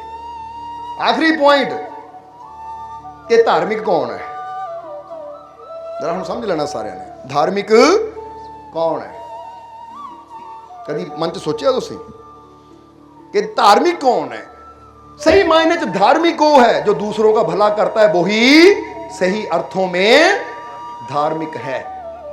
धार्मिकता का मतलब ये नहीं है कि माला फड़ के बह गए। धार्मिकता का मतलब ये नहीं कि मंदिर च खड़ के पूजा कर ली या ऐसे ही आ कर लिया कि मैं बड़ा धार्मिक है, मैं रब नूं मनदा हाँ। धार्मिकता का मतलब है ਕਿ ਸਾਡੇ ਅੰਦਰ ਦੂਜਿਆਂ ਦਾ ਭਲਾ ਕਰਨ ਦੀ ਭਾਵਨਾ, ਅਸੀਂ ਦੂਜਿਆਂ ਦਾ ਭਲਾ ਕਰਦੇ ਹਾਂ, ਭਲਾ ਸੋਚਦੇ ਹਾਂ। ਦੂਜਿਆਂ ਦਾ ਭਲਾ ਕਰਨ ਵਾਲਾ ਬੰਦਾ ਹੀ ਸਹੀ ਮਾਇਨਿਆਂ 'ਚ ਧਾਰਮਿਕ ਹੈ। ਇਸ ਲਈ ਚੈੱਕ ਕਰੋ ਆਪਣੇ ਅੰਦਰ ਕਿ ਮੇਰੇ ਅੰਦਰ ਦੂਜਿਆਂ ਨੂੰ ਦੁੱਖ ਦੇਣ ਦੀ ਭਾਵਨਾ ਹੈ, ਤਾਂ ਫਿਰ ਮੈਂ ਚਾਹੇ ਜਿੰਨਾ ਮਰਜ਼ੀ ਕਮਾਂ, ਮੈਂ ਰੱਬ ਨੂੰ ਮੰਨਦਾ ਹਾਂ, ਰੱਬ ਤੇ ਵਿਸ਼ਵਾਸ ਕਰਦਾ ਹਾਂ, ਮੈਂ 2.5 ਘੰਟੇ 4 ਘੰਟੇ 5 ਘੰਟੇ 8 ਘੰਟੇ ਜਾਂ ਸਾਰੀ ਰਾਤ ਬਹਿ ਕੇ ਸਿਮਰਨ ਕਰਦਾ ਹਾਂ, ਤਾਂ ਇਹ ਧਾਰਮਿਕਤਾ ਨਹੀਂ ਹੈ। ਧਾਰਮਿਕਤਾ ਦਾ ਮਤਲਬ ਕੀ ਹੈ ਕਿ ਮੇਰੇ ਅੰਦਰ ਹਮੇਸ਼ਾ ਇਹ ਭਾਵਨਾ ਰਹਿੰਦੀ ਹੈ ਦੂਜਿਆਂ ਦਾ ਭਲਾ ਕਰਨ ਦੀ, ਦੂਜਿਆਂ ਦਾ ਅੱਛਾ ਕਰਨ ਦੀ। ਮੈਂ ਹਮੇਸ਼ਾ ਦੂਜਿਆਂ ਦੀ ਭਲਾਈ ਮੰਗਦਾ ਹਾਂ, ਦੂਜਿਆਂ ਦੇ ਬਾਰੇ ਅੱਛਾ ਸੋਚਦਾ ਹਾਂ। ਜੇ ਮੈਂ ਸਰੀਰਕ ਤੌਰ ਤੇ ਕੁਝ ਨਹੀਂ ਕਰ ਸਕਦਾ ਤਾਂ ਮੈਂ ਦੁਆਵਾਂ 'ਚ ਅਰਦਾਸਾਂ ਸਭ ਦੇ ਵਾਸਤੇ ਖੁਸ਼ੀ ਮੰਗਦਾ ਕਿ ਐ ਪਰਮਾਤਮਾ ਸਭ ਦਾ ਭਲਾ ਕਰ, ਸਭ ਨੂੰ ਖੁਸ਼ੀ ਦੇ, ਸਭ ਤੇ ਕਿਰਪਾ ਕਰ, ਸਭ ਦੇ ਕੰਮਾਂ ਕਾਰਾਂ 'ਚ ਬਰਕਤਾਂ ਪਾ, ਸਭ ਦੇ ਜੀਵਨ ਦੇ ਦੁੱਖਾਂ ਦਰਦਾਂ ਤਕਲੀਫਾਂ ਨੂੰ ਦੂਰ ਕਰ। ਜਿਨ੍ਹਾਂ ਨੂੰ ਜਿਸ ਚੀਜ਼ ਦੀ ਜ਼ਰੂਰਤ ਹੈ, ਖੁਸ਼ੀਆਂ ਦੀ ਜ਼ਰੂਰਤ ਹੈ, ਤੰਦਰੁਸਤੀ ਦੀ ਜ਼ਰੂਰਤ ਹੈ, ਸ਼ਾਂਤੀ ਦੀ ਜ਼ਰੂਰਤ ਹੈ, ਸੁੱਖਾਂ ਦੀ ਜ਼ਰੂਰਤ ਹੈ, ਪਰਮਾਤਮਾ ਜਿਸ ਨੂੰ ਜਿਸ ਚੀਜ਼ ਦੀ ਜ਼ਰੂਰਤ ਹੈ ਉਹ ਸਭ ਕੁਝ ਉਸ ਨੂੰ ਮਿਲੇ, ਕਿਉਂਕਿ ਜ਼ਿੰਦਗੀ ਇੱਕ ਵਾਰ ਮਿਲਦੀ ਹੈ। ਇਸ ਲਈ ਪ੍ਰਭੂ ਸਭ ਦੇ ਜੀਵਨ 'ਚ ਖੁਸ਼ੀਆਂ ਭਰ ਦੇ ਤਾਂ ਕਿ ਸਾਰੇ ਜ਼ਿੰਦਗੀ ਖੁਸ਼ੀ ਨਾਲ ਜੀ ਕੇ ਜਾਣ। ਕਿਉਂਕਿ ਦੂਜਿਆਂ ਦੀ ਭਲਾਈ ਦੀ ਕਾਮਨਾ ਵੀ ਕਰੀਏ ਤਾਂ ਜਿੱਥੇ ਹੋ ਸਕੇ ਦੂਜਿਆਂ ਦਾ ਭਲਾ ਕਰਨ ਵਾਲਾ ਹੀ ਸਹੀ ਮਾਇਨਿਆਂ 'ਚ ਧਾਰਮਿਕ ਹੈ। ਕਿਉਂਕਿ ਸੰਤ ਏਕਨਾਥ ਦੀ ਜ਼ਿੰਦਗੀ ਬਾਰੇ ਕਦੀ ਪੜ੍ਹ ਕੇ ਦੇਖ ਲੈਣਾ ਕਿ ਸੰਤ ਏਕਨਾਥ ਦਾ ਨਿਯਮ ਸੀ, ਉਹ ਪਾਣੀ ਲੈ ਕੇ ਜਾਂਦੇ ਹੁੰਦੇ ਸੀ ਔਰ ਜਾ ਕੇ ਸ਼ਿਵ ਜੀ ਦੇ ਆਪਣੇ ਸ਼ਿਵਲਿੰਗ ਤੇ ਚੜਾਉਂਦੇ ਹੁੰਦੇ ਸੀ। ਇਹ ਨਿਯਮ ਬਣਾਇਆ ਸੀ ਉਹਨਾਂ ਨੇ, ਜਰਾ ਗੌਰ ਕਰਨਾ। ਸ਼ਿਵਲਿੰਗ ਤੇ ਜਲ ਚੜਾਉਣਾ ਜਾ ਕੇ ਉਹਨਾਂ ਨੇ। ਪਰ ਇੱਕ ਦਿਨ ਕੀ ਹੋਇਆ, ਰਸਤੇ 'ਚ ਇੱਕ ਪਿਆਸਾ ਗਧਾ ਸੀ, ਪਿਆਸਾ ਗਧਾ ਜੋ ਪਿਆ ਤੜਫ ਰਿਹਾ ਹੈ, ਬਹੁਤ ਲੋਕ ਪਾਣੀ ਲੈ ਕੇ ਜਾ ਰਹੇ ਹੈ। ਤਾਂ ਉਸ ਵੇਲੇ ਉਹਨਾਂ ਦੇ ਮਨ ਦੇ ਵਿੱਚ ਕੀ ਖਿਆਲ ਆਇਆ, ਕਹਿੰਦੇ ਸ਼ਿਵ ਜੀ ਨੂੰ ਤਾਂ ਪਾਣੀ ਕਈ ਵਾਰ ਚੜਾਇਆ, ਜੇ ਪਿਆਸਾ ਹੈ, ਜੇ ਇਹਨੂੰ ਪਾਣੀ ਪਿਲਾਉਂਦਾ ਆ ਤਾਂ ਨਿਯਮ ਟੁੱਟਦਾ ਹੈ, ਕਿਉਂਕਿ ਨਿਯਮ ਦਾ ਮਤਲਬ ਪਾਣੀ ਗੜਵੀ ਹੈ ਜਿਹੜੀ ਉੱਥੇ ਚੜਾਈ ਜਾਣੀ ਹੈ, ਫਿਰ ਇੰਨੇ ਸਾਲਾਂ ਦਾ ਨਿਯਮ ਟੁੱਟਣਾ ਹੈ। ਪਰ ਜੇ ਮੈਂ ਨਹੀਂ ਪਿਲਾਉਂਦਾ ਇਹਦੀ ਜਾਨ ਜਾਣੀ, ਮਰ ਜਾਣਾ ਇਹਨੂੰ। ਹੁਣ ਉਹਨਾਂ ਨੇ ਕੀ ਸੋਚਿਆ ਕਿ ਇੰਨੇ ਸਾਲ ਆਹ ਕਰ ਲਿਆ, ਹੁਣ ਇਹਨੂੰ ਪਿਲਾ ਕੇ ਇਹਦੀ ਜਾਨ ਤਾਂ ਬਚਾਈਏ। ਉਹਨਾਂ ਨੇ ਗਧੇ ਨੂੰ ਪਾਣੀ ਪਿਲਾਇਆ। ਜਿੱਦੇ ਕਹਿੰਦੇ ਗਧੇ ਨੂੰ ਪਾਣੀ ਪਿਲਾਇਆ ਨਾ, ਪਿਆਸੇ ਨੂੰ ਪਾਣੀ ਪਿਲਾਇਆ, ਉਹਦੇ ਪ੍ਰਾਣ ਬਚਾਏ, ਤਾਂ ਉਸੇ ਵੇਲੇ ਉਹਨੂੰ ਅੰਦਰ ਸ਼ਿਵ ਜੀ ਦੇ ਦਰਸ਼ਨ ਹੋ ਗਏ, ਜਿਹੜੇ ਕਿ ਇੰਨੇ ਦਿਨਾਂ ਤੋਂ ਉਹਨਾਂ ਨੂੰ ਉੱਥੇ ਪਾਣੀ ਚੜਾਉਣ ਨਾਲ ਨਹੀਂ ਮਿਲ ਰਹੇ ਸੀ। ਸੋ ਜਦੋਂ ਇਹ ਭਲਾਈ ਦਾ ਕੰਮ ਕੋਈ ਕਰਦੇ ਆ ਨਾ, ਤਾਂ ਫਿਰ ਸਹੀ ਮਾਇਨੇ 'ਚ ਉਹ ਸਾਡੀ ਅਸਲੀ ਭਗਤੀ ਜਾਂ ਕਹਿ ਲਓ ਕਿ ਅਸਲੀ ਧਾਰਮਿਕਤਾ ਤਾਂ ਉੱਥੇ ਹੀ ਸ਼ੋਅ ਹੁੰਦੀ ਹੈ। ਹੁਣ ਅਸੀਂ ਮੰਦਿਰ ਦੀ ਮੂਰਤੀ ਸਾਹਮਣੇ ਖੜ ਕੇ ਤਾਂ ਪੂਜਾ ਕਰੀ ਜਾਂਦੇ, ਪਰ ਦੂਜਿਆਂ ਦੇ ਵਾਸਤੇ ਬਦਦੁਆਵਾਂ ਕਰੀ ਜਾਂਦੇ ਆ, ਦੂਜਿਆਂ ਨਾਲ ਝਗੜੇ ਕਰੀ ਜਾਂਦੇ, ਤਾਂ ਫਿਰ ਅਸੀਂ ਧਾਰਮਿਕ ਨਹੀਂ ਹੈ। ਸਮਝਦੇ ਹੋ ਕਿ ਨਹੀਂ? इसलिए दूसरों का भला करने वाला ही सही अर्थों में धार्मिक होता है। इसलिए अपने अंदर भी ये गल याद रखनी है कि किते भी आइए किते भी जाइए तो ये देखना कि भलाई होवे मेरे तो। नानक नाम चढ़दी कला तेरे भाने, हुण ओहदे भाने ऐसी भी चलना है। ये नहीं कि ऐ परमात्मा तेरे भाने सब दा भला होवे तो मैं भावें बुरा करके लगा रहां, नहीं। जे परमात्मा भले च खुश है तो मैं भले की कामना करनी है, भला मंगना है, भला करन दी ही कोशिश करनी है। क्योंकि कर भला तो कहावत है कि नहीं, कर भला तो हो भला। अज असीं कहंदे मेरा भला होवे, पर मेरा भला होई तदों ही होएगा पहला मैनू कर भला। इत्थे कर भला पहला आया, हो भला बाद च आया है। यानी पहला तैनू करना पएगा फिर तेरा भला होएगा। समझदे हो कि नहीं? पर अज इंसान कहंदा पहला मेरा भला होवे फिर किसी दा भला करांगे, कदी हो ही नहीं पाएगा, उत्थे ही बैठे रहांगे। समझदे हो? इसलिए पहला सोचो कि मैं भला करना है, मैं कुछ अच्छा करना है, मैं अपने मालिक के विश्वास नाल कदम बढ़ाना है, तो फिर इंसान आप जीवन च खुश, आनंद, शांत और वो सारिया खुशियां वो जीवन च आनियां शुरू हो जांदियां है जिन्हां दी वो एक सोच रखता है या जो हासिल करना चाहता है। इसलिए जिन्ने के नियम दसे, उम्मीद है कि अगर इन्हां नियमां नूं असीं अपना लीए, इन्हां नियमां ते असीं चल पईए तो जीवन च असीं बहुत कुछ हासिल कर सकते हैं। हुण फिर टाइम भी काफ़ी हो गया है, 2 शब्दों के भंगड़ा भी पाना है, तैयार होना। बाकी बस इस तरह अच्छाई, सच्चाई, शरधा, प्रेम, विश्वास अगर अपने अंदर एक गुण कुछ पैदा असीं कर लईए ना जो दसिया, तो फिर असीं कहांगे तुहानूं दुआवां करन दी, अरदासां करन दी, मंगण दी भी कदी लोड़ पैनी नहीं है। ये गुणां नाल ही तुसीं अपने मालिक दे इन्ने नेड़े हो जाना है कि तुहाडी मन दी सोच आनी तो रब ने पूरा करना शुरू कर देना है। इसलिए बस विश्वास रखो, यकीन रखो, अच्छे बनिए, अपनियां कमियां नूं जानिए, समझिए और उन्हां कमियां दा सुधार करिए। क्योंकि मेन गुरु दा कर्म ही यह हुंदा, मेन दा मतलब ਅਸਲੀ ਕਰਮ ਹੀ ਗੁਰੂ ਦਾ ਇਹ ਹੁੰਦਾ ਹੈ। ਜਿੱਦਾਂ ਕਹਿੰਦੇ ਨਾ ਮੇਰਾ ਮੇਨ ਕੰਮ ਆਹੀ ਹੈ। ਮੇਨ ਕਰਮ ਗੁਰੂ ਦਾ ਕੀ ਹੁੰਦਾ ਹੈ, ਫਕੀਰਾਂ ਦਾ ਕੀ ਹੁੰਦਾ ਹੈ? ਸਾਡੀਆਂ ਕਮੀਆਂ ਨੂੰ ਦੇਖ ਕੇ ਉਹਨਾਂ ਦਾ ਸੁਧਾਰ ਕਰਨਾ। ਕਿਉਂਕਿ ਮੂਰਤੀਕਾਰ ਦਾ ਮੇਨ ਕੰਮ ਹੀ ਇਹ ਹੁੰਦਾ ਕਿ ਪੱਥਰ ਨੂੰ ਇੱਦਾਂ ਝਾੜਨਾ, ਇੱਦਾਂ ਸੈਣੀ ਥੋੜਾ ਲੈ ਕੇ ਸੱਟ ਮਾਰਨੀ ਕਿ ਉਹਦੇ ਅੰਦਰਲਾ ਜੋ ਬੇਕਾਰ ਹੈ ਨਾ ਸਭ ਕੁਝ ਝੜ ਜਾਵੇ, ਜੋ ਵਿਅਰਥ ਹੈ ਸਭ ਕੁਝ ਹਟ ਜਾਵੇ, ਤਾਂ ਕਿ ਉਹਦੇ ਅੰਦਰਲੀ ਛੁਪੀ ਹੋਈ ਮੂਰਤ ਪ੍ਰਗਟ ਹੋ ਸਕੇ। ਇਸੇ ਤਰ੍ਹਾਂ ਸਾਡੀ ਵੀ ਕੋਸ਼ਿਸ਼ ਹੁੰਦੀ ਹੈ ਕਿ ਸ਼ਬਦਾਂ ਦੇ ਜ਼ਰੀਏ, ਪਿਆਰ ਦੇ ਜ਼ਰੀਏ, ਸਖਤੀ ਦੇ ਜ਼ਰੀਏ ਕਿਸੇ ਤਰ੍ਹਾਂ ਤੁਹਾਡੇ ਅੰਦਰਲੀਆਂ ਕਮੀਆਂ ਨੂੰ ਦੂਰ ਕੀਤਾ ਜਾਵੇ, ਤਾਂ ਕਿ ਤੁਹਾਡੇ ਅੰਦਰਲੀ ਵੀ ਉਹ ਸੰਪੂਰਨ ਮੂਰਤ, ਉਹ ਆਨੰਦ ਦੀ ਮੂਰਤ, ਉਹ ਪ੍ਰੇਮ ਦੀ ਮੂਰਤ, ਉਹ ਅੱਛਾਈ ਦੀ ਮੂਰਤ ਸਭ ਦੇ ਸਾਹਮਣੇ ਆ ਸਕੇ। ਕਿਉਂਕਿ ਇਹ ਮੂਰਤ ਨੂੰ ਪ੍ਰਗਟ ਕਰਨ ਵਾਸਤੇ ਇਹ ਯਾਦ ਰੱਖੋ, ਸੱਟਾਂ ਤਾਂ ਖਾਣੀਆਂ ਹੀ ਪੈਣੀਆਂ ਹੈ। ਜੇ ਪੱਥਰ ਸੱਟ ਖਾਣ ਤੋਂ ਇਨਕਾਰ ਕਰ ਦੇਵੇ ਤਾਂ ਉਹਦੇ ਅੰਦਰਲੀ ਕਦੀ ਉਹ ਮੂਰਤੀ ਬਾਹਰ ਨਹੀਂ ਆਏਗੀ। ਇਸ ਲਈ ਇਹ ਸੱਟ ਖਾਣੀ ਪੈਣੀ ਹੈ, ਤਾਂ ਫੇਰ ਹੀ ਸਾਡੇ ਅੰਦਰਲੀ ਛੁਪੀ ਉਹ ਮੂਰਤ ਪ੍ਰਗਟ ਹੋਏਗੀ। ਔਰ ਜਦੋਂ ਮੂਰਤ ਪ੍ਰਗਟ ਹੋਏਗੀ ਤਾਂ ਫੇਰ ਹੀ ਸਾਡੇ ਜੀਵਨ ਦੀ ਵੈਲਿਊ ਹੈ, ਫੇਰ ਹੀ ਸਾਡਾ ਜੀਵਨ ਸਫਲ ਹੈ। ਨਹੀਂ ਤਾਂ ਪੱਥਰ ਬਣ ਕੇ ਹੀ ਰਹਿ ਜਾਵਾਂਗੇ। ਔਰ ਜਿਹੜਾ ਪੱਥਰ ਸੱਟ ਸਹਿ ਗਿਆ ਉਹ ਮੂਰਤ ਬਣ ਜਾਂਦਾ ਹੈ, ਉਹ ਮਾਨ ਪਾਉਂਦਾ ਹੈ, ਸਨਮਾਨ ਪਾਉਂਦਾ। ਤੇ ਜਿਹੜਾ ਪੱਥਰ ਪੱਥਰ ਹੀ ਰਹਿ ਗਿਆ ਫਿਰ ਉਹਦਾ ਕੀ ਹੁੰਦਾ ਹੈ?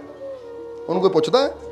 ਕੋਈ ਪੈਰ ਰੱਖ ਕੇ ਲੰਘ ਜਾਂਦਾ ਹੈ, ਕੋਈ ਕੁਛ ਕਰਦਾ ਹੈ, ਕੋਈ ਕੁਛ ਕਰਦਾ ਹੈ। ਤਾਂ ਜਿਹੜਾ ਮੂਰਤ ਬਣ ਜਾਂਦਾ ਉਹਦੇ ਅੱਗੇ ਸਾਰੇ ਹੱਥ ਜੋੜ ਕੇ ਖੜ ਜਾਂਦੇ ਹੈ, ਜਾਂ ਆਂਦੇ ਜਾਂਦੇ ਕਹਿੰਦੇ ਵਾਹ ਕਿੰਨੀ ਸੁੰਦਰ ਮੂਰਤ ਹੈ। ਮੂਰਤੀ ਚਾਹੇ ਕਿਸੇ ਵੀ ਇਨਸਾਨ ਦੀ ਹੋਵੇ, ਜ਼ਰੂਰੀ ਨਹੀਂ ਭਗਵਾਨ ਦੀ। ਤੁਸੀਂ ਇੱਕ ਸਧਾਰਨ ਜਿਹੀ ਮੂਰਤੀ ਨਾ ਕਿਸੇ ਦੀ ਬਣਾ ਦਿਓ, ਅੱਛੀ ਜਿਹੀ, ਲੋਕਾਂ ਨੇ ਕਹਿਣਾ ਵਾਹ ਬੜੀ ਪਿਆਰੀ ਮੂਰਤ ਹੈ। ਕਿਉਂਕਿ ਪੱਥਰ ਨੇ ਸੱਟ ਖਾਧੀ ਤਾਂ ਉਹਦੇ ਅੰਦਰੋਂ ਇਹ ਅੱਛਾਈ ਬਾਹਰ ਆਈ ਹੈ, ਤਾਂ ਹੀ ਉਹਦੀ ਸਿਫਤ ਹੁੰਦੀ ਹੈ। ਸੋ ਅਸੀਂ ਵੀ ਇਹੀ ਕਵਾਂਗੇ, ਇੱਦਾਂ ਹੀ ਸਤਸੰਗ ਚਾਹੁੰਦੇ ਰਹੋ ਤਾਂ ਕਿ ਗਿਆਨ ਦੀਆਂ ਸੱਟਾਂ ਸਾਡੇ ਤੇ ਪੈਂਦੀਆਂ ਰਹਿਣ।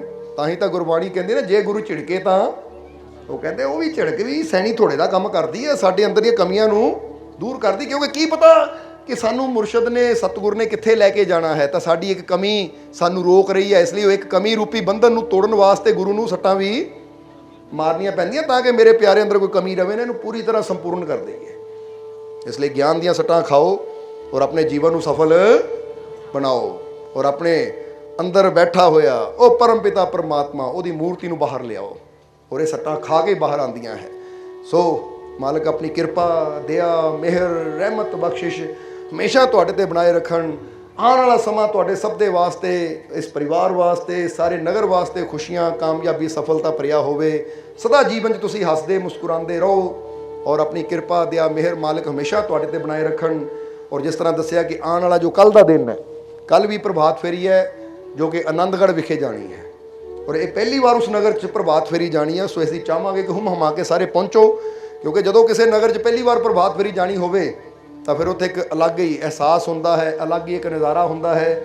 ਉਹ ਨਗਰ ਦੇ ਲੋਕਾਂ ਨੂੰ ਵੀ ਪਤਾ ਲੱਗੇ ਕਿ ਵਾਕਈ ਇਹ ਮਾਲਕਾਂ ਦੇ ਪਿਆਰੇ ਇਹ ਪ੍ਰਭਾਤ ਫੇਰੀ ਨਹੀਂ ਤਾਂ ਸ਼ੋਭਾ ਯਾਤਰਾ ਹੀ ਲੈ ਕੇ ਆ ਗਏ। ਪ੍ਰਭਾਤ ਫੇਰੀ ਦਾ ਮਤਲਬ ਚੰਦ ਜੀ, ਪਰ ਇਤਨੇ ਗਿਣਤੀ ਸੰਗਤ ਪਹੁੰਚੇ ਕੱਲ੍ਹ ਨੂੰ ਪ੍ਰਭਾਤ। ਫਿਰ ਦੱਸ ਦੇਵਾਂਗੇ ਕਿ ਆਨੰਦਗੜ੍ਹ ਜਿੱਥੋਂ ਆਪਾਂ ਹੁਸ਼ਿਆਰਪੁਰ ਤੋਂ ਜਹਾਨ ਖੇਲਾਂ ਰੋਡ 'ਤੇ ਜਾਂਦੇ ਆ ਨਾ, ਤਾਂ ਜਹਾਨ ਖੇਲਾਂ ਦੇ ਬਿਲਕੁਲ ਨਾਲ ਹੀ ਹੈ ਆਨੰਦਗੜ੍ਹ। ਜਦੋਂ ਇੱਧਰੋਂ ਜਾਂਦੇ ਆ ਹੁਸ਼ਿਆਰਪੁਰ ਤੋਂ ਊਨਾ ਰੋਡ 'ਤੇ, ਤਾਂ ਜਹਾਨ ਖੇਲਾਂ ਦੇ ਨਾਲ ਹੀ ਰਾਈਟ ਹੈਂਡ ਮੁੜ ਕੇ ਕੋਈ ਮੇਨ ਰੋਡ ਤੋਂ 5-7 ਕਿਲੋਮੀਟਰ ਅੰਦਰ ਆਨੰਦਗੜ੍ਹ ਪਿੰਡ ਪੈਂਦਾ ਹੈ। ਸੋ ਉੱਥੇ ਪਹਿਲੀ ਵਾਰ ਪ੍ਰਭਾਤ ਫੇਰੀ ਜਾਣੀ ਹੈ। ਕੋਸ਼ਿਸ਼ ਕਰੀਏ ਕਿ ਅਸੀਂ ਜ਼ਰੂਰ ਉੱਥੇ ਪਹੁੰਚੀਏ ਔਰ ਕੱਲ੍ਹ ਦੀ ਪ੍ਰਭਾਤ ਫੇਰੀ ਦਾ ਆਨੰਦ ਲਈਏ। ਔਰ ਕੱਲ੍ਹ ਨੂੰ ਦਰਬਾਰ ਤੋਂ ਜਿਹੜੀ ਪ੍ਰਭਾਤ ਫੇਰੀ ਸਵੇਰੇ 4 ਵਜੇ ਤੁਰੇਗੀ, ਇਹ ਦੱਸ ਦਈਏ ਹੁਣੀ, ਤੜਕੇ 4 ਵਜੇ ਤੁਰੇਗੀ, ਕਿਉਂਕਿ ਫਿਰ ਜਾਣ ਨੂੰ ਥੋੜ੍ਹਾ ਟਾਈਮ ਲੱਗ ਜਾਂਦਾ। ਤੁਹਾਨੂੰ ਪਤਾ ਕਿ ਗੱਡੀਆਂ ਹੌਲੀ ਜਾਂਦੀਆਂ ਹੈ। ਸੋ ਉਸ ਹਿਸਾਬ ਨਾਲ ਜਿਨ੍ਹਾਂ ਨੇ ਸਿੱਧੇ ਪਹੁੰਚਣਾ ਹੈ ਉਹ ਸਿੱਧੇ ਉੱਥੇ ਪਹੁੰਚ ਸਕਦੇ ਆ 5-5:30 ਤੱਕ।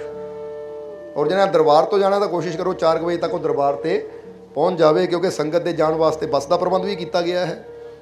ਇਸ ਲਈ ਇਹ ਵੀ ਦੱਸਣਾ ਚਾਹਾਂਗੇ ਕਿ ਦਰਬਾਰ ਤੋਂ ਬੱਸ ਵੀ ਜਾਏਗੀ ਜਿਹੜੀ ਸੰਗਤ ਨੂੰ ਲੈ ਕੇ ਜਾਏਗੀ, ਕਿਉਂਕਿ ਦੇਖਿਆ ਸੀ ਕਿ ਟਰਾਲੀਆਂ 'ਚ ਤਾਂ ਇੱਥੇ ਆਉਣ 'ਚ ਘੰਟਾ 1.5 ਘੰਟਾ ਲੱਗ ਗਿਆ। ਸੋ ਸਾਡੀ ਕੋਸ਼ਿਸ਼ ਹੁੰਦੀ ਹੈ ਕਿ ਤੁਹਾਡੀ ਹਰ ਤਰ੍ਹਾਂ ਨਾਲ ਫਿਕਰ ਕੀਤੀ ਜਾਵੇ ਔਰ ਤੁਸੀਂ ਪੂਰਾ ਆਨੰਦ ਲੈ ਸਕੋ, ਉਹਦਾ ਪੂਰਾ ਇੰਤਜ਼ਾਮ ਕੀਤਾ ਜਾਵੇ। ਪਰ ਹੁਣ ਆਨੰਦ ਲੈਣ ਵਾਸਤੇ ਪਹੁੰਚਣਾ ਤਾਂ ਤੁਹਾਨੂੰ ਹੀ ਪੈਣਾ ਹੈ। ਇਸ ਲਈ ਯਾਦ ਰੱਖਣਾ ਕੱਲ੍ਹ ਪਹੁੰਚਣਾ ਟਾਈਮ ਨਾਲ। ਔਰ ਕੱਲ੍ਹ ਅਸੀਂ ਪਹਿਲੀ ਵਾਰ ਆਨੰਦਗੜ੍ਹ ਵਿਖੇ ਪ੍ਰਭਾਤ ਫੇਰੀ ਲੈ ਕੇ ਜਾਣੀ ਔਰ ਆਨੰਦਗੜ੍ਹ ਵਿੱਚ ਜਾ ਕੇ ਪੂਰਾ ਆਨੰਦ ਲੈਣਾ ਹੈ ਅਸੀਂ। ਠੀਕ ਹੈ, ਪਿੰਡ ਦਾ ਨਾਮ ਵੀ ਆਨੰਦਗੜ੍ਹ ਹੈ। ਆਨੰਦ ਦਾ ਮਤਲਬ ਆਨੰਦ ਹੈ, ਤਾਂ ਗੜ੍ਹ ਦਾ ਮਤਲਬ ਕਿਲ੍ਹਾ ਹੁੰਦਾ ਹੈ। ਆਨੰਦ ਦੇ ਕਿਲ੍ਹੇ ਅੰਦਰ ਜਾ ਕੇ ਐਨ ਕਿਲ੍ਹਾ ਪੱਟਣਾ ਹੀ ਆਨੰਦ ਲੈ ਕੇ। ਕਿਲ੍ਹਾ ਪੱਟਣ ਦਾ ਮਤਲਬ ਇਹ ਨਹੀਂ ਕਿ ਜਾ ਕੰਧਾਂ ਨੂੰ ਧੱਕੇ ਲਾਣੇ ਸ਼ੁਰੂ ਕਰਦੇ। ਇਹਦਾ ਮਤਲਬ ਹੈ ਪੂਰਾ, ਜਿੱਦਾਂ ਬੰਦਾ ਕਹਿੰਦਾ ਨੱਚ ਕੇ ਧਰਤੀ ਹਿਲਾਣੀ ਹੈ। ਕਿ ਲੋਕੀ ਕਹਿਣਗੇ ਭਈਆ ਆਸ਼ਕਾਂ ਦੀ ਭੁਚਾਲ ਕਿੱਥੋਂ ਲਿਆਂਦਾ ਹੈ, ਇੰਨਾ ਨੱਚ ਰਹੇ ਹੈ। ਸੋ ਹਮੇਸ਼ਾ ਇੱਦਾਂ ਹੀ ਹੱਸਦੇ ਮੁਸਕਰਾਉਂਦੇ ਖੁਸ਼ ਰਹੋ। ਔਰ ਆਨੰਦ ਲੈਣ ਵਾਸਤੇ ਕੱਲ ਆਨੰਦਗੜ੍ਹ ਸਵੇਰੇ ਸਵੇਰੇ ਪ੍ਰਭਾਤ ਫੇਰੀ 'ਚ ਸ਼ਾਮਿਲ ਹੋਵੋ, ਆਨੰਦ ਲਓ, ਤਾਂ ਮਾਲਕ ਹਮੇਸ਼ਾ ਤੁਹਾਨੂੰ ਖੁਸ਼, ਤੰਦਰੁਸਤ, ਹੱਸਦੇ ਮੁਸਕਰਾਉਂਦੇ ਰੱਖਣ। ਇਸੇ ਤਰ੍ਹਾਂ ਤੁਹਾਡੇ ਜੀਵਨ 'ਚ ਇਹ ਖੁਸ਼ੀਆਂ ਦੀਆਂ ਬਹਾਰਾਂ, ਇਹ ਖੁਸ਼ੀਆਂ ਦੀਆਂ ਗੁਲਜ਼ਾਰਾਂ ਖਿਲੀਆਂ ਰਹਿਣ। ਔਰ ਕਦੀ ਜੀਵਨ 'ਚ ਕੋਈ ਕਮੀ ਨਾ ਆਵੇ। ਜ਼ਰਾ ਹੱਸ ਕੇ ਦਿਖਾਓ, ਖੁੱਲ੍ਹ ਕੇ, ਜ਼ਰਾ ਪੂਰਾ ਐਨ ਮੁਸਕਰਾ ਕੇ। ਇੱਦਾਂ ਚਿਹਰੇ ਖਿਲੇ ਰਹਿਣ ਤੁਹਾਡੇ, ਕਿਉਂਕਿ ਇਹ ਗੁਲਾਬ ਖਿਲੇ ਚੰਗੇ ਲੱਗਦੇ ਹੈ। ਸੋ ਇਸੇ ਤਰ੍ਹਾਂ ਮਾਲਕ ਤੁਹਾਨੂੰ ਖੁਸ਼ੀਆਂ ਦੇ ਨਾਲ, ਰਹਿਮਤਾਂ ਨਾਲ ਭਰਪੂਰ ਰੱਖਣ। ਆਉਣ ਵਾਲਾ ਸਮਾਂ ਹੋਰ ਵੀ ਜ਼ਿਆਦਾ ਖੁਸ਼ੀਆਂ ਭਰਿਆ ਹੋਵੇ। ਔਰ ਅੰਤ ਵਿੱਚ ਤੁਹਾਡੇ ਸਭ ਦੇ ਅੰਦਰ ਵਸਦੇ ਹੋਏ ਉਸ ਮਾਲਕ ਨੂੰ ਅਸੀਂ ਪ੍ਰਣਾਮ ਕਰਦੇ ਹਾਂ। ਸਾਡਾ ਪ੍ਰਣਾਮ ਸਵੀਕਾਰ ਕਰੋ। ਜੈ ਮਾਲਕਾਂ ਦੀ। वीडियो अच्छी लगी हो तो कृपया इसे शेयर जरूर करें। आपके शेयर करने से अगर किसी की जिंदगी में अच्छा बदलाव आता है, पॉजिटिव चेंज आती है, तो ये भी आपकी तरफ से किया गया एक नेक कर्म होगा, एक सेवा होगी। तो वीडियो को शेयर जरूर करें और वीडियो देखने के लिए सर्व संजय दरबार कांटियां शरीफ यूट्यूब चैनल को सब्सक्राइब करें और फेसबुक पेज को फॉलो करना ना भूलें। जय माता दी।